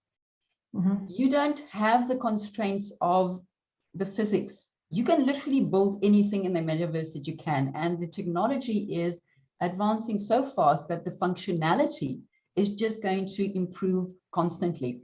So what you can do now that you have clients across the world is, you know, for example, you could have a merchant house with us that represents who you are, and you bring your clients in that space.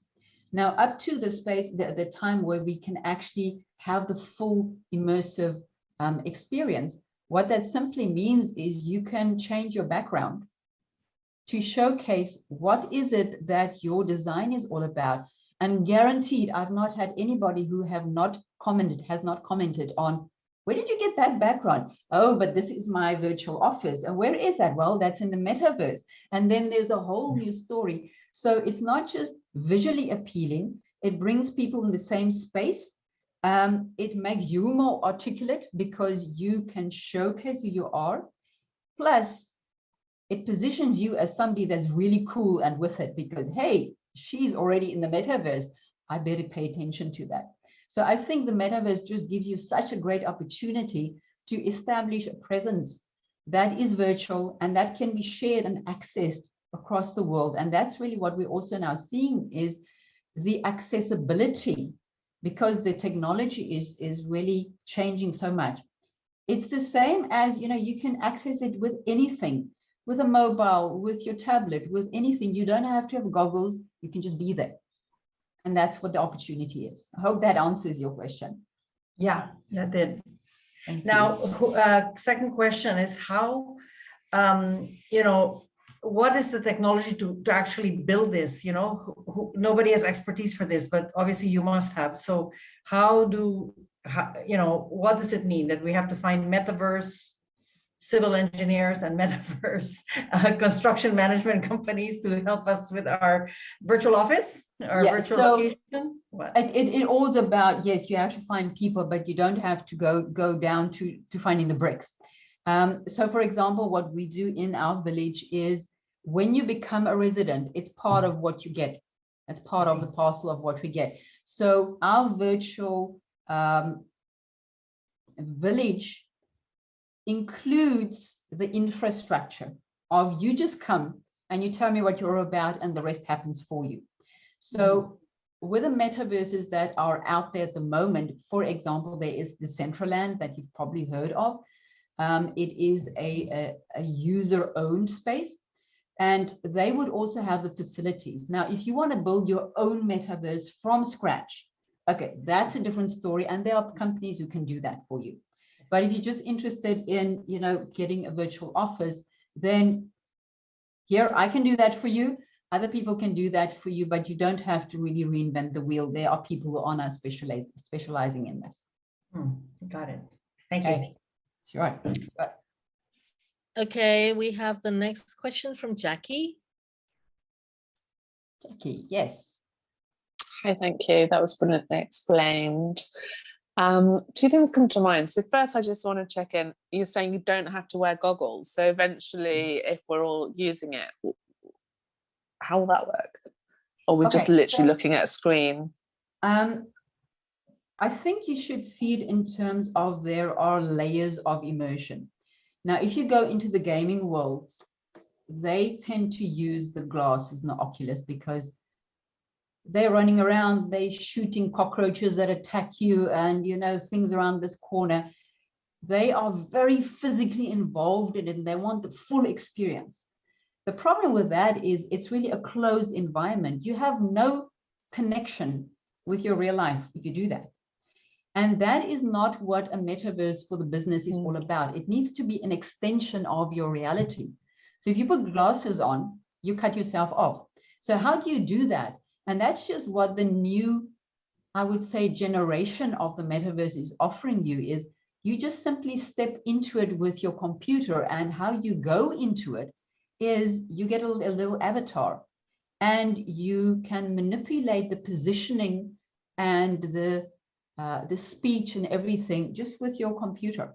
It really is a simplified way. You don't have to have all these controls that the gamers have. It's just a more democratized way of doing it.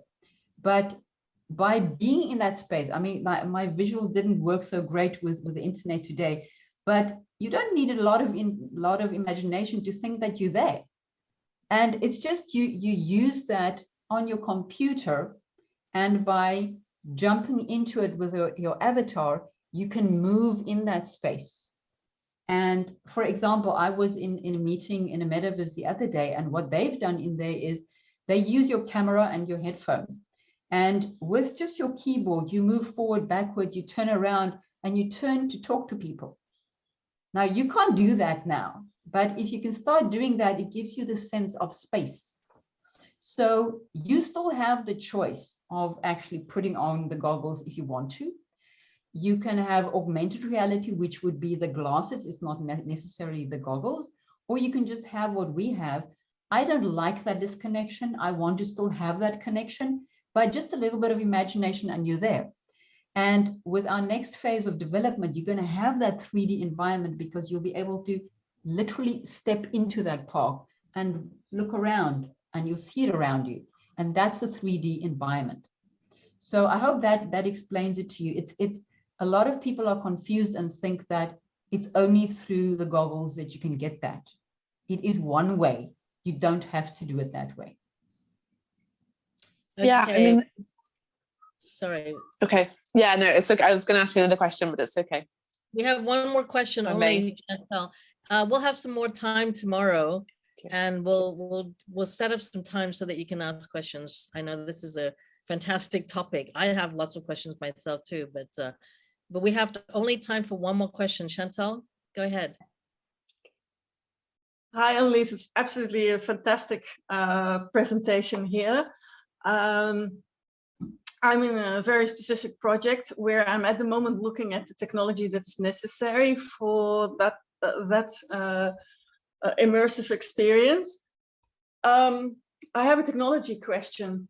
To what extent, at this moment, if you would go into the market, do you have a separation between metaverses that are built, let's say, in the current digital technology, and to what extent is it metaverses? I know one of them is they are built in the crypto native environment. What is the technical landscape at this moment that you would have, if you wanted to do an analysis, that you would have to look at? Could you tell me more about that? Yes, and I'm going to just say, please, I'm not a technical expert. I've read a lot. I know a lot of technical experts, but here is my take on it. You hear a lot about the metaverse in the media, and it's as if we all understand the same thing, but there are actually different groupings in it.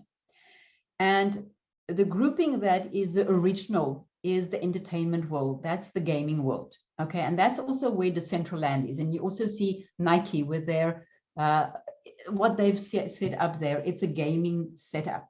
So that is built in an engine like Unity. Then there's the second grouping, and I think there's a little bit of a snobism there. It is the original blockchainers that said, but we were the first people to understand this, and they associate metaverse with their blockchain setup. And they, you know, metaverse can be associated with blockchain, or it doesn't have to be. It's a choice that you make. And if that is where you want to go, then you choose it for the specific reason that blockchain is going to be integral to what you have to offer. So you look at it from that point of view. And then there's a third grouping, which is the metaverse for business, which is a whole new grouping to say, well, how do we merge these things? How do we actually make it so that it's not a silly game, It's not just the fundamentals of blockchain, but how do we merge those two things? And this is a place where I want to play to see, because in our village, I've calculated we're going to have 7 layers of building in there. The top layer being the integration of functionality so that you can sit in your merchant house and you can transact from it.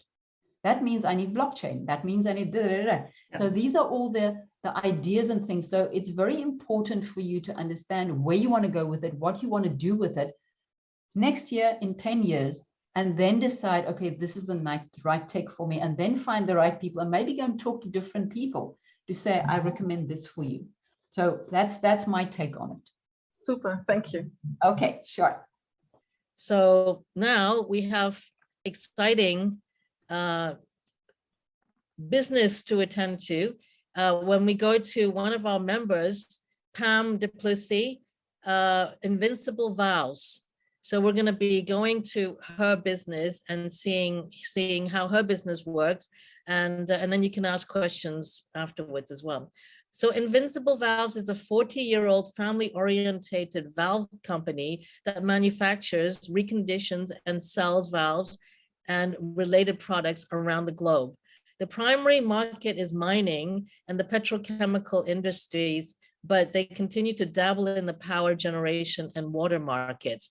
Seems like a very male-dominated kind of a industry, but then we have a women entrepreneurs that's running it. So that's amazing. So Pam is an active mentor with a focus on female empowerment, a mother to 3 sons and a grandmother to 2. So over to you, Pam. Hi, my name is Pam du Plessis, the Managing Director of Invincible Valves. I'm a mother. I've qualified from the University of Life and have an extended family at Invincible Valves. We're a valve company that extends our services to the mining, petrochemical, power generation, water reticulation industries within South Africa and cross-border globally. We have 48 staff members. Part of our ethos is family value system. We all have to care for one another. When you do, we can work as teams. That teamwork is incredibly important. If one person in the team pulls the other way, it doesn't work. So what we've done is we've made smaller teams, so we have cluster teams, and we have team leaders for each team that's no bigger than 5 in the team. Therefore, everybody's attended to on a daily basis. Therefore, the leader can also identify on a daily basis if anything is wrong within the team. If any person's having a bad day, the rest of the team members can pick it up immediately and carry on. I just feel that's always worked in my experience. It makes it a lot easier for me to also get information back, because each team leader will report to me. But I will see all the staff throughout the day as I walk through the factory, etc. My staff in the bottom factory know I'm always up for a challenge. We can strip a valve, we can assemble a valve. That's what I love doing with them. Up at the dispatch area as well, they all know we can load a truck, we can offload a truck. I can drive the forklift. And there's a lot of fun that goes into it, because I like to be part of the ground with them. So back in 1982, the business was founded by Paul Kirschman and Rob McPherson. It was initially a reconditioning business, so they used to recondition valves only. There is a story that goes about Mr. McPherson climbing a telecom pole to make his first sales call. There is quite a long history of it being on a little plot in Pomona. So their vision was to create a rubber lining and a reconditioning company. And soon they realized that selling valves was just as profitable, and they moved into that sector, and we've just taken it from there. So I've been with Invincible Valves for 14 years. 14 years ago is very different to what it is at the moment. So we've had to adapt and modify our plans as we've gone through, for the likes of COVID, etc. But we've been through recessions, political unrest, all sorts of things, and we've managed to cope through it. So our goals back then to what our goals are right now are very different. At the moment, our focus is to create a global operation and to become one of the biggest exporters of valves in South Africa.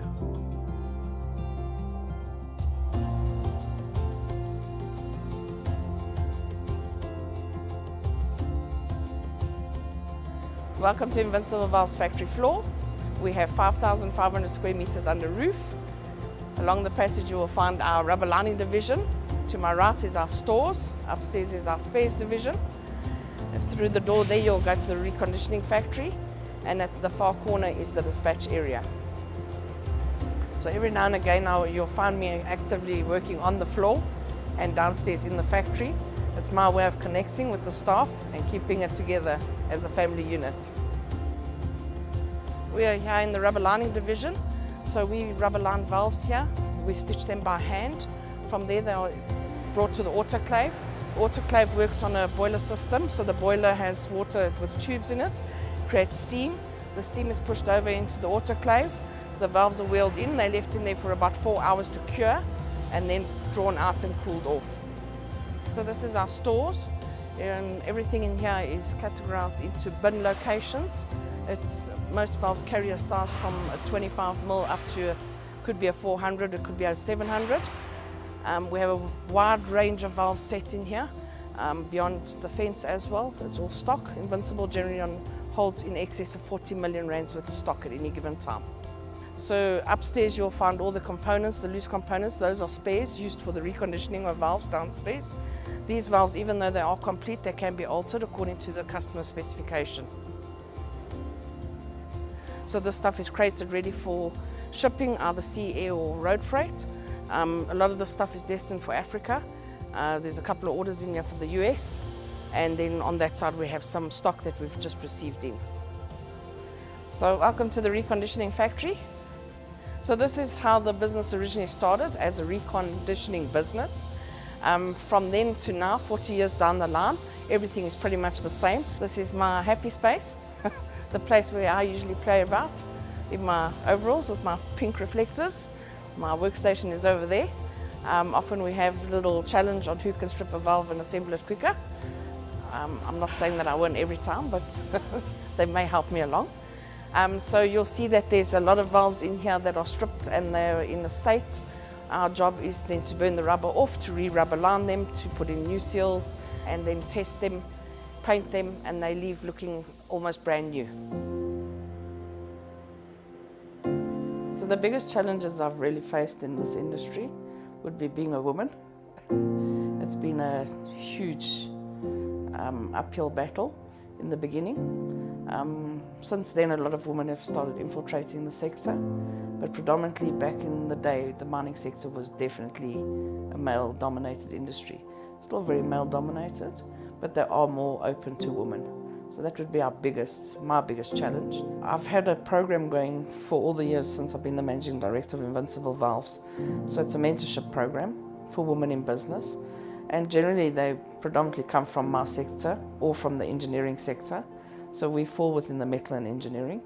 And definitely I'm very proud of the fact that we've made way into the sector and assisted a lot of ladies into the market.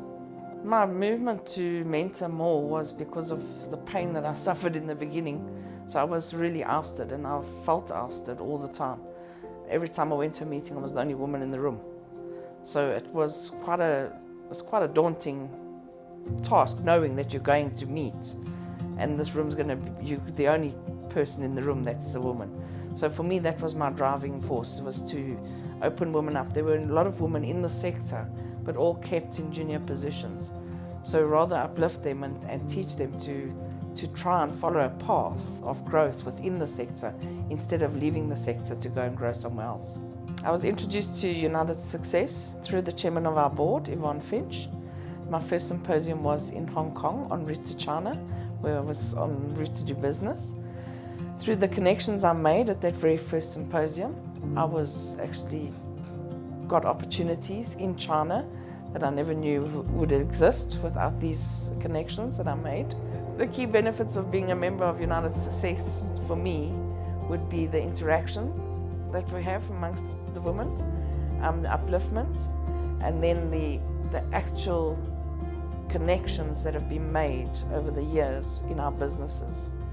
So industries around the world have been changing over the years, and it's so important for us to be part of United Success, to hold each other accountable and to move forward together as a group and be part of that change, and essentially hold our family values and really create and uplift women around the world.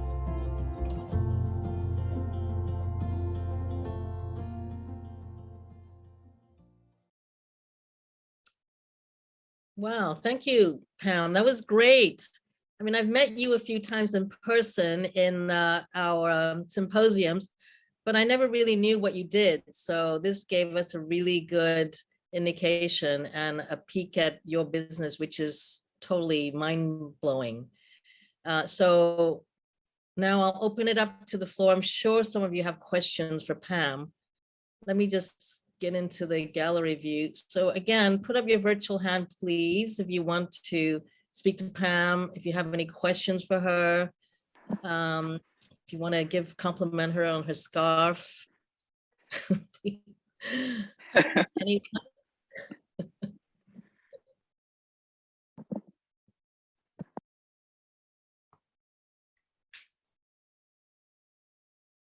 Anyone? Yeah. Nana, you want to say something? Yeah, thank you, Pam, for sharing. I have a question for you. So how did you ever get into this business, literally, 40 years ago or whenever you got into it? 14 years ago, purely 14. by accident. Accident. Oh, By accident, I had Sage experience and they needed someone to assist with the RT. So I just went to write a couple of reports and never left. It's a long report. I still haven't finished it, apparently. Okay. That's Did you have to learn about valves or did you know about it already? No, I had no idea. I come from the hospital industry and from the transport industry. So I had no idea about valves, but we have a valve course available online, which so when I mentor and in my business, every single staff member in our business is run on the course. So even to the accountants, so that they understand what they're looking at when they look at an invoice, etc. So it's through the valve course and through hands-on experience that you learn over the years on the floor. Wow, impressive, impressive. Lizette, you have a question? Yeah, it's just so interesting, Pam. After our previous session, I feel like I'm in the metaverse and I'm actually in your factory because of you having this background. And you said, you know, you create opportunities for women and you were the only woman in the industry. How has that shifted in your time? I'm just wondering whether, you know, how, and I'm sure you contributed to that greatly. Yes, we've had a huge shift in the industry. There's a whole lot more women. We're seeing bigger companies appointing women MDs, which we've never had in years. So MVP has a woman. There's quite a few of our clients now where women are setting up into the most senior position in the business. Two of which that I can say, yes, I've had an involvement because I've been involved with their business through mentoring before. A lot of the others also just have stepped up to the plate and taken the challenge.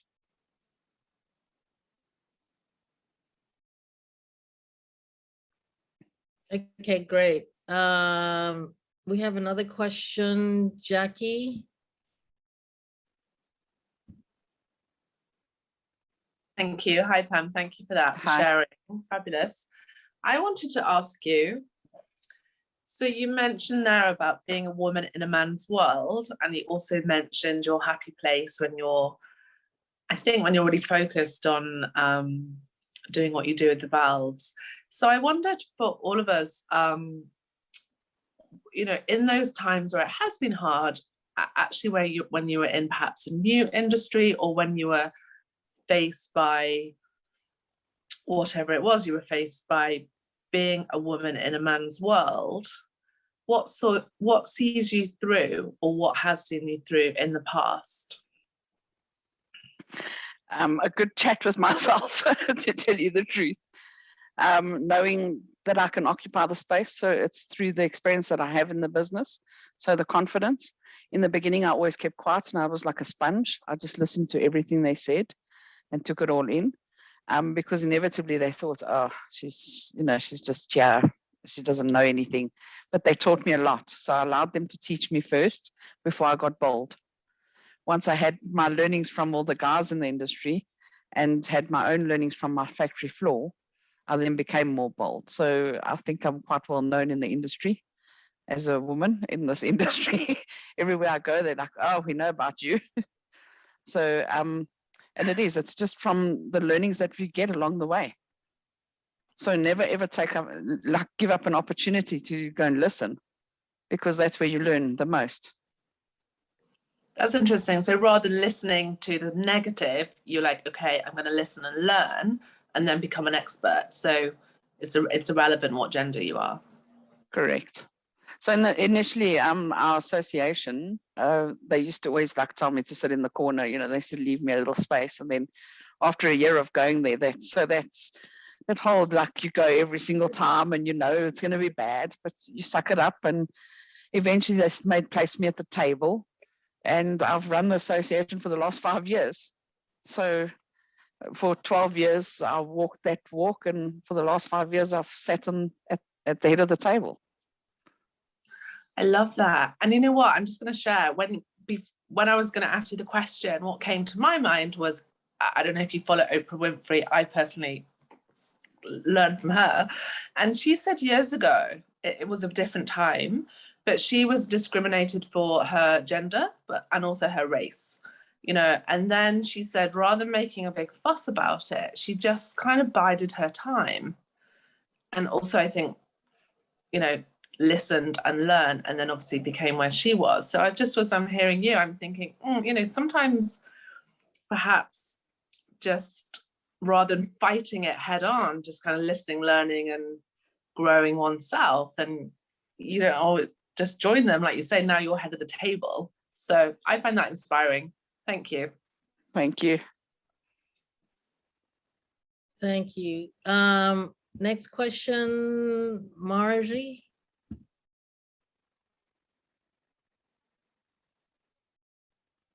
Hi. Go ahead. Yeah, hi Pam. Very Hi, impressive. how are you?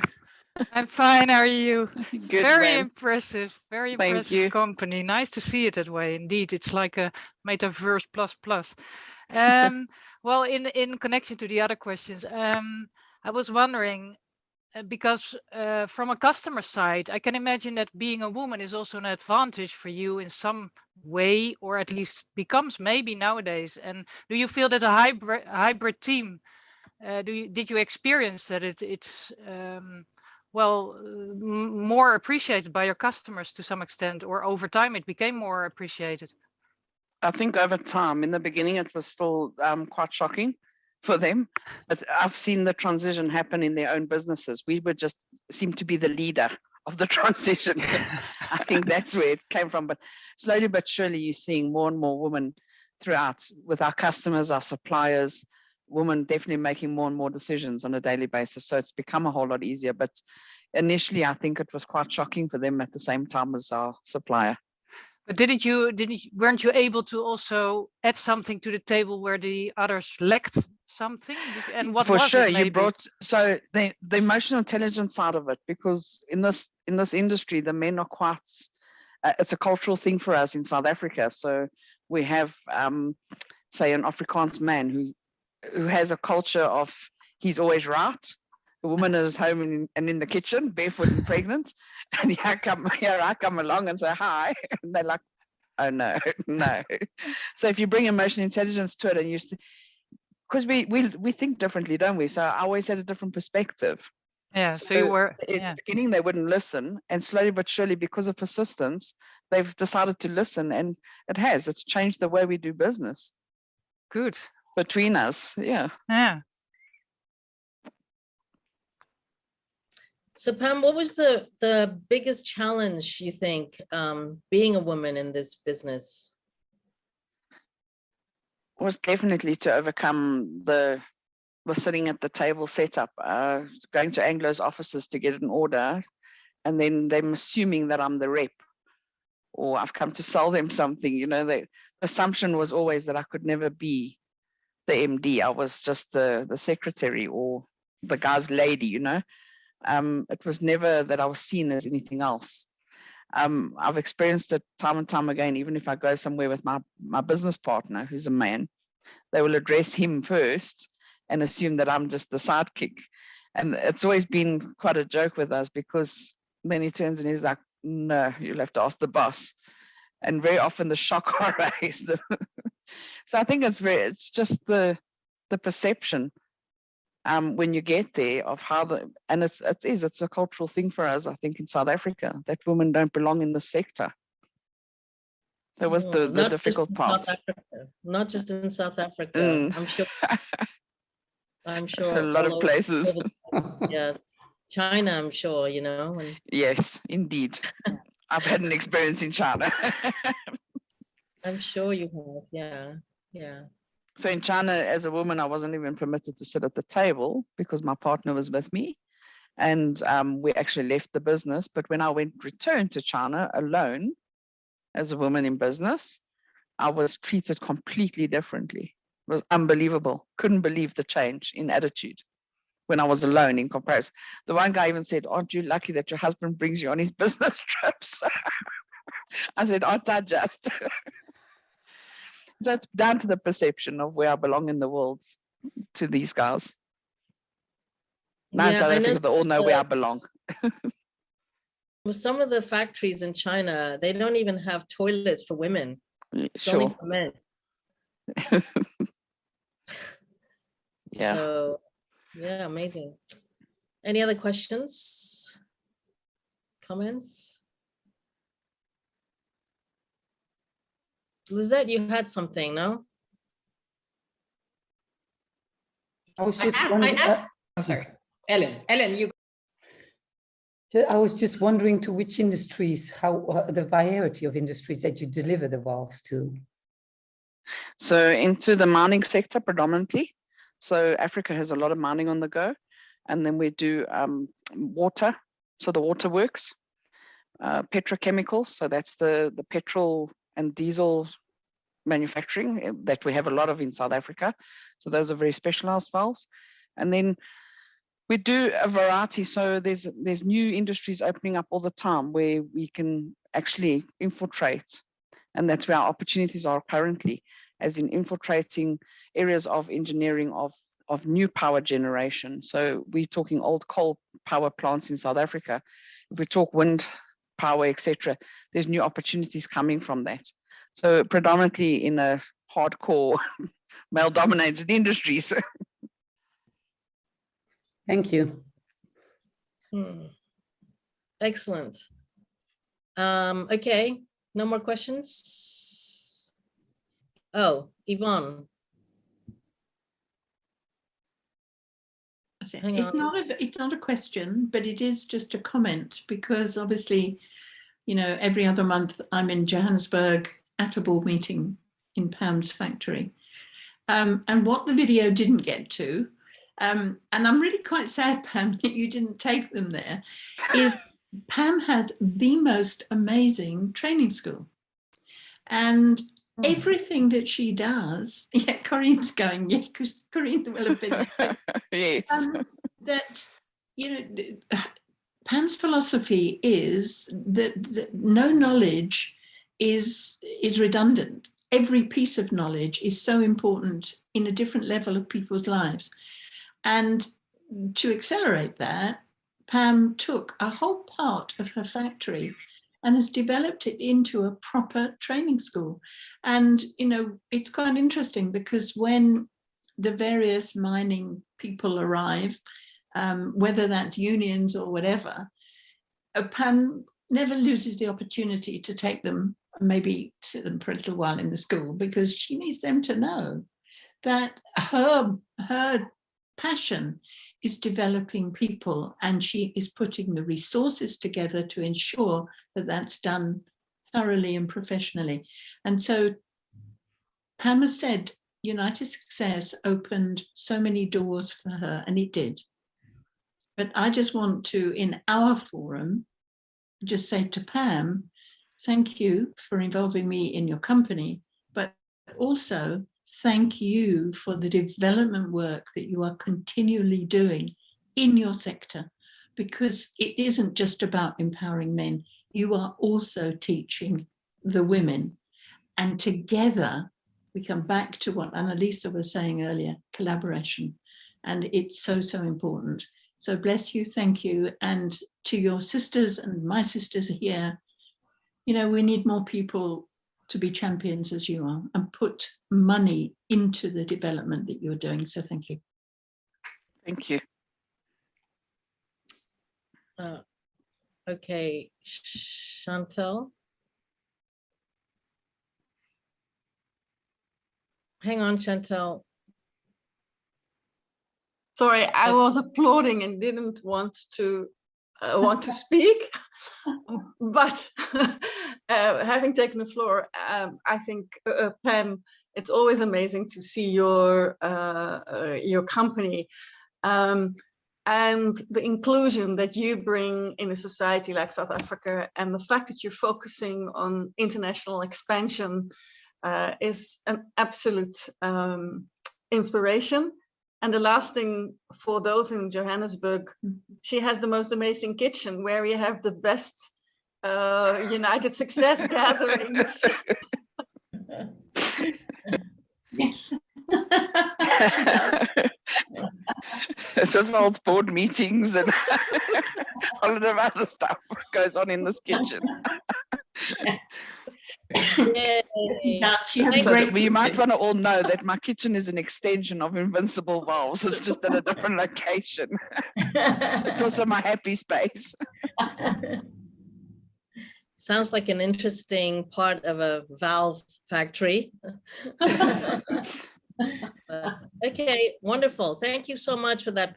And now we move on to our next speaker, next member, Ellen Mensink.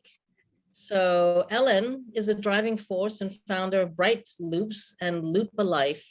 She is an economist and has had a career as a marketer, program manager, and strategy advisor in the field of sustainable innovation, business development, and sustainable area development. Her video will give you all the background information on her inspirational business that is carving the way to a much brighter future. So let's give the floor to Ellen. Hello, I'm Ellen Mensink, the founder of Bright Loops. In 2016, I launched the first 100% circular knitwear brand in the Netherlands, called Loop a Life. The reason why I set up this initiative was because of the collapse of the clothing factory in Bangladesh. The fact that we produce more and more clothes for a lower price and that people actually dying because of that really shocked me. I was also amazed by the polluting effect of the fast fashion industry on the environment of the planet. Increasing CO2 emission with 10%, using so much water and chemicals that large parts of the world are facing drought. And at the same time, 25 of our biggest rivers are polluted by the apparel industry. On top of that, the clothing production will increase with 60% until 2030, which means that the waste mountain will increase at the same time. I was also intrigued by the fact that the growing amount of clothing waste was not only the result of the fast fashion industry, but was also the solution to the problem, meaning recycling. After research in the recycling industry, we found out that recycling is done for more than 100 years, but mostly by shipping large amount of waste streams many times around the world, using child labor to clean up the clothes, and using lots of water and chemicals to undye and dye the material, resulting in an unsustainable and lower quality product. We decided to do it differently. We wanted to produce the most sustainable and circular sweater of the planet, producing fully closed loop and using post-consumer material. We set up the brand Loop a Life. We developed our own yarn collection from local wool, cotton and denim. For 5 years we've been sorting the material by hand on color and on composition with people with distance to the labor market. We still clean the material by taking off the zippers, the buttons and the labels. This material is carefully fibered into many colors for spinning. We use these new colors and blend it with sustainable materials such as lyocell and industrial waste. The result is a 100% circular yarn collection using minimum of 40% to 70% local old clothings. We close the loop by working together with European and Dutch spinning and knitting companies, resulting in less transport kilometers and more transparency. In this whole process, we do not use any water and chemicals because we reuse the material and the colors of the clothing. For Loop Alive, we made from this yarn a slow fashion knitwear collection. Design classics and basic essentials with a high level of detail for both men and women.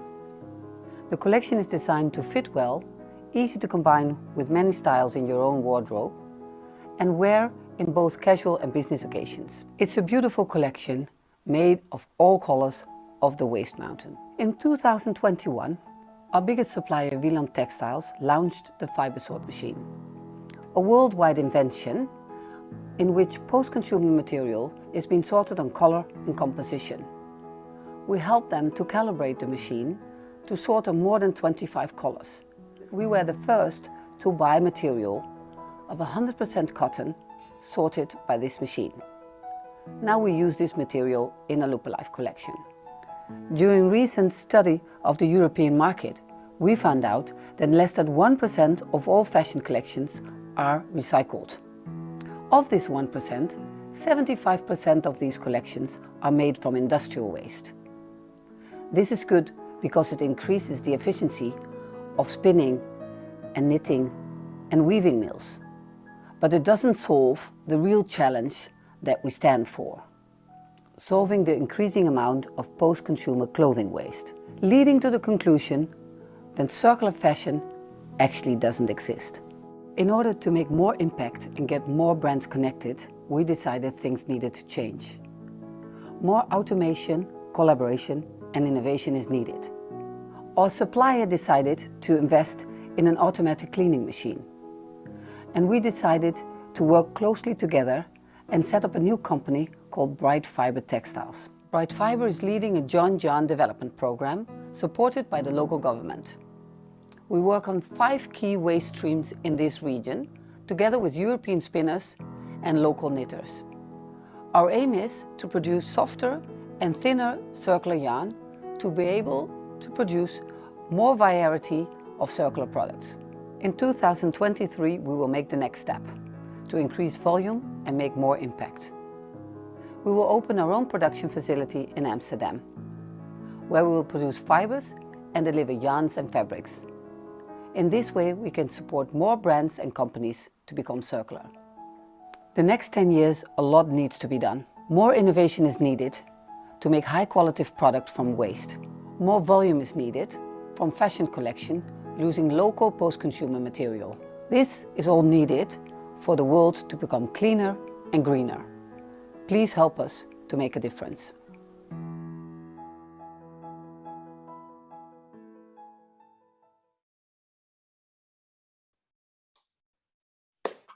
Excellent. Thank you for that, Ellen. So how do we get these clothing? Do you have an online shop or? Yes, we sell online. There are retail shops. But we also, what I didn't say in the video is that we also make collection for other brands. So to increase impact, it's not the brand actually is more show collection. I mean, we sell it, it's a business case, but it's also an innovation lab and to show other brands and company that it's possible. But you can just buy it online. It's Loop Alive. It's called loopalive.com. Excellent. Does anyone have questions for Ellen? Okay, Lizette. Yeah, Ellen, really, I applaud your work, really love it.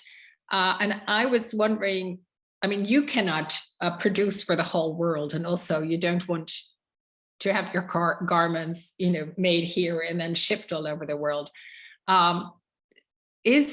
Are you an example in the industry? Are people looking at you and copying or working together with you in other parts of the world? And at the moment, well, I mean, because we work together with Italian spinners, and now I just went to Turkey and we're working on a new collaboration there. So we do work in a European context with different production companies. But the thing is that one of our missions is also to produce locally.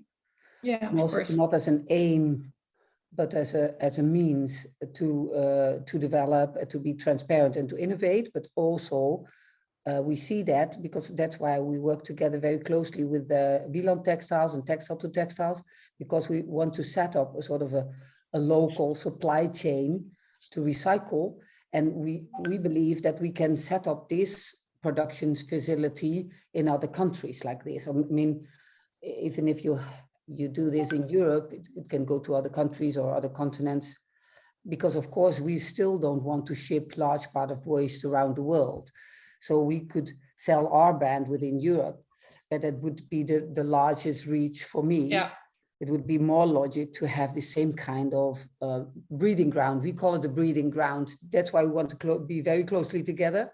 One of my companions just raised 10 million grant or a funding to set up a dyeing company with CO2.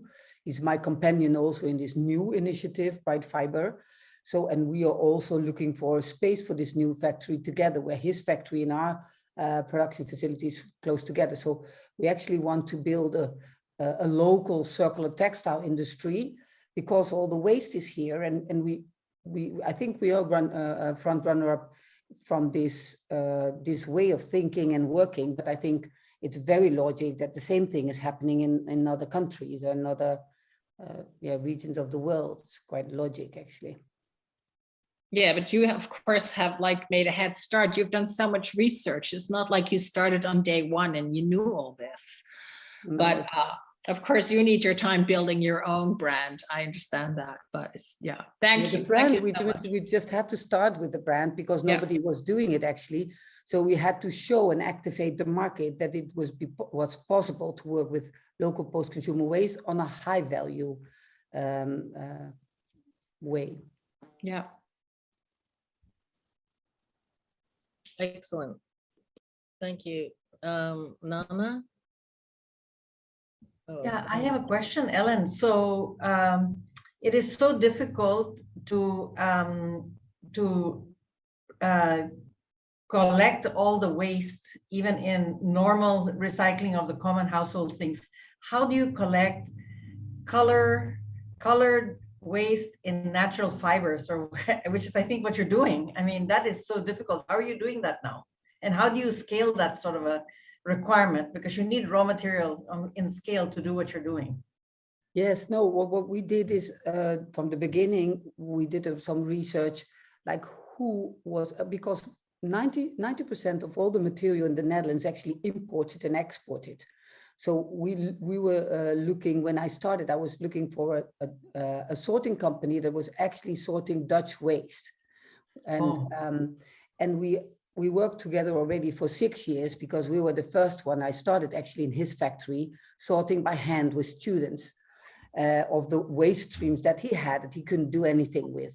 And he already for 11 years ago, he started building this fiber sort machine. And because we were working actually on the end of the market and he was working on the beginning of the market, and now we like closing more together and working together. So actually, if you just throw your material in the recycle bin, it in one way or another, it comes into his factory. I need to say also at the same time, there are a lot of different new business cases coming up, because in the Netherlands, there's a new regulation where Dutch, or not only Dutch brand, all clothing brands are becoming responsible for their own waste. So you see that there are new business cases coming up that we're also very look closely at to sort by the source, let's say it like this. So there's a lot of going on. And because we work together closely with them, we find also new ways to get the material. That's great. Thank you. Wonderful. Okay, Jackie. Hi, thanks, Ellen. It's really great work that you're doing. And I'm wondering if you, sort of following on from Nana actually, in terms of scaling, do you see this, like, are you working closely with retailers or the bigger retailers, and do you see that this type of work can scale sort of in a reasonably fast time frame so that it becomes mass? It's still quite, that's like you said, I think you said it was 1% of all consumer goods or all clothing, was it, that is recycled. It's still quite small in the world, isn't it? Yes, I think I really think it can scale because there's so much waste. I mean, and our factories are going to needs to produce about 3 million kilos a year, and that's also only a very small factory. Let's say it like that. There's so much waste. The thing is that lots of these clothing companies, they have difficulties because of Corona, because of a lot of trends in the world. But the thing is also for them, circular textiles is complex and they don't know what it is exactly. So it's much easier for them from a sustainable perspective to buy new virgin materials. And this is what they mostly do. And like these new regulations that are actually organized by our government, we really need that because how you have the stick and the carrot strategy.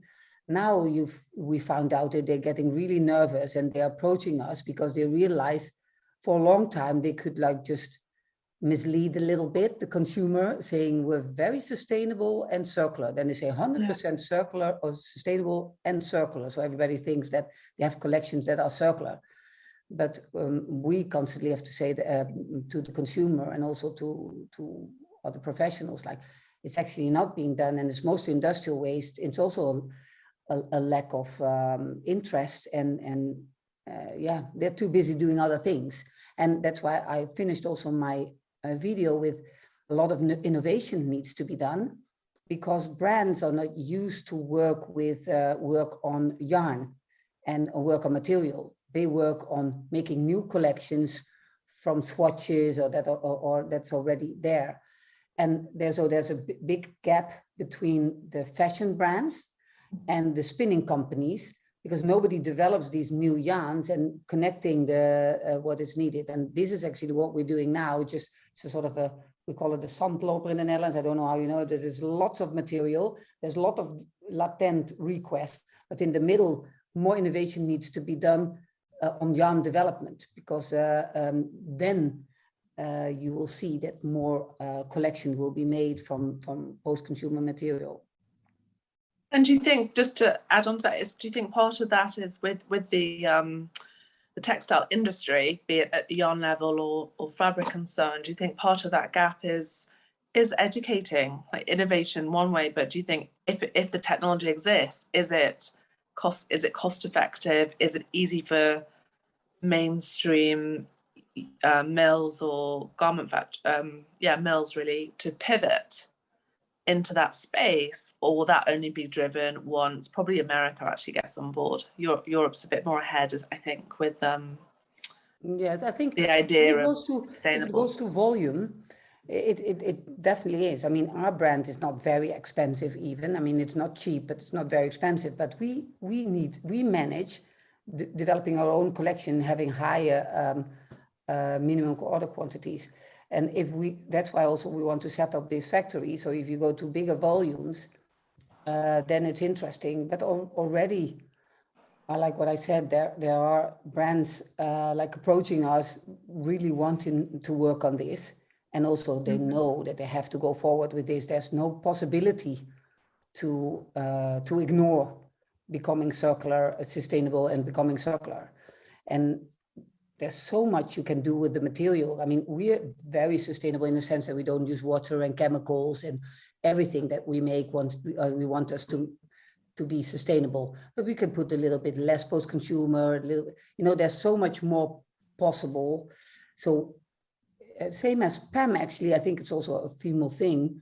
We really want to teach the sector. So that's the reason that we give masterclasses, or we help brands. We do analysis of their collection, and we say, why do you use this material and that material? If you do that, then you can increase the recycling of the material. So also like helping to educate, because sometimes they don't have any clue what actually is in their collection from a material perspective. So they're so used to making new and new and new on the front side and design, that they're not so much into, if I analyze and do an analysis of my collection, hey, I have a lot of this and I use too much elastan and etc. So there is a lot possible. There are a lot of opportunities to upskill, and there's just a lack of knowledge on what circularity really is and what are the challenges from a technical and also from a logistic perspective. But also I learned a lot from my last workshop on blockchain. It was really, really interesting. So I think, yeah, there are lots of opportunities to upscale. Brilliant. That'd be great. Do you sell your yarn to other factories? Not at the moment, because now we like I said, we're going to set up this new factory. We had to wait for it because of the long delivery times because of Corona. But when we have this new factory, then yarns and fabrics will be two products that we are going to sell. But not at the moment yet, no, because the quantity is too low, and then it's not interesting. Great. Okay. Any other questions, comments from everyone? If not, we'll close the day. Nana, is that a hand up? Yeah, I have another question. You know, I'm not much into fashion, but I just see that every season there are very specific colors that come into play and all of that kind of stuff. How does that feature in your type of a thing where you are really, you know, taking used clothes as the raw material for new yarn, and that how do you keep the colors consistent so that people will actually, you know, be able to buy them to make them into products? Yeah, well, now I've been doing this for 6-7 years, and we think that people are very different all the time with all these different colors, but you see a lot of colors like continuously being bought. So there's a wide range of colors that are quite equal, and then sometimes you have these seasonal colors, but also the seasonal colors like evolve. And also the life cycle of the material is a little bit longer than the life cycle of our clothing industry. So, and we've been, because we blend the post-consumer with industrial waste or other colors, sorry, with other materials, but then undyed. But because we blend, we can also get the same consistent colors. Actually, our spinning mills are doing that for us, and we can make all kinds of colors. For instance, this yellow, we had to save for this color quite some time because there's not so much yellow inside, I have to admit. But that's also for our brand. We don't use these big quantities. But now for the new factory, then also yellow is more inside of the waste mountain. But then yellow is not being bought that much. It's mostly been used also, these brighter colors are used within these collections to brighten up the whole collection. But in the end, people seem to buy blue and gray and green and standard classic colors also all the time. So I see. That's okay. Well, that's really interesting. If you know anything about NFTs, which started with the Bored Apes Yacht Club, the most rare ones are the apes with the gold fur. So those actually fetch the most money because they're the most rare ones. And so it makes sense that the yellow color is actually become the more rare. expensive. Yeah, exactly. So Okay, well, on that note, we'll end this today's session. I hope you all took notes. Remember your notebook and your pens. Hope you put down notes. We had a lot of inspirational speakers today. Maybe you can see how that applies to your own business so that we can do some work tomorrow in a session where you can put it into your brave new world. Tomorrow we have very exciting speakers as well. We have, of course, our confidant council. So think of something that you want to ask confidentially in your group. We have another knowledge share session. And then, yes, we have Sophia the robot, who's going to be doing a keynote speech. So we have an exciting program for you tomorrow as well. So get some sleep tonight. Well, here it's nighttime, but go on with your day wherever you are. And then we'll see you tomorrow at 12 o'clock CAT or 7 p.m. Hong Kong time.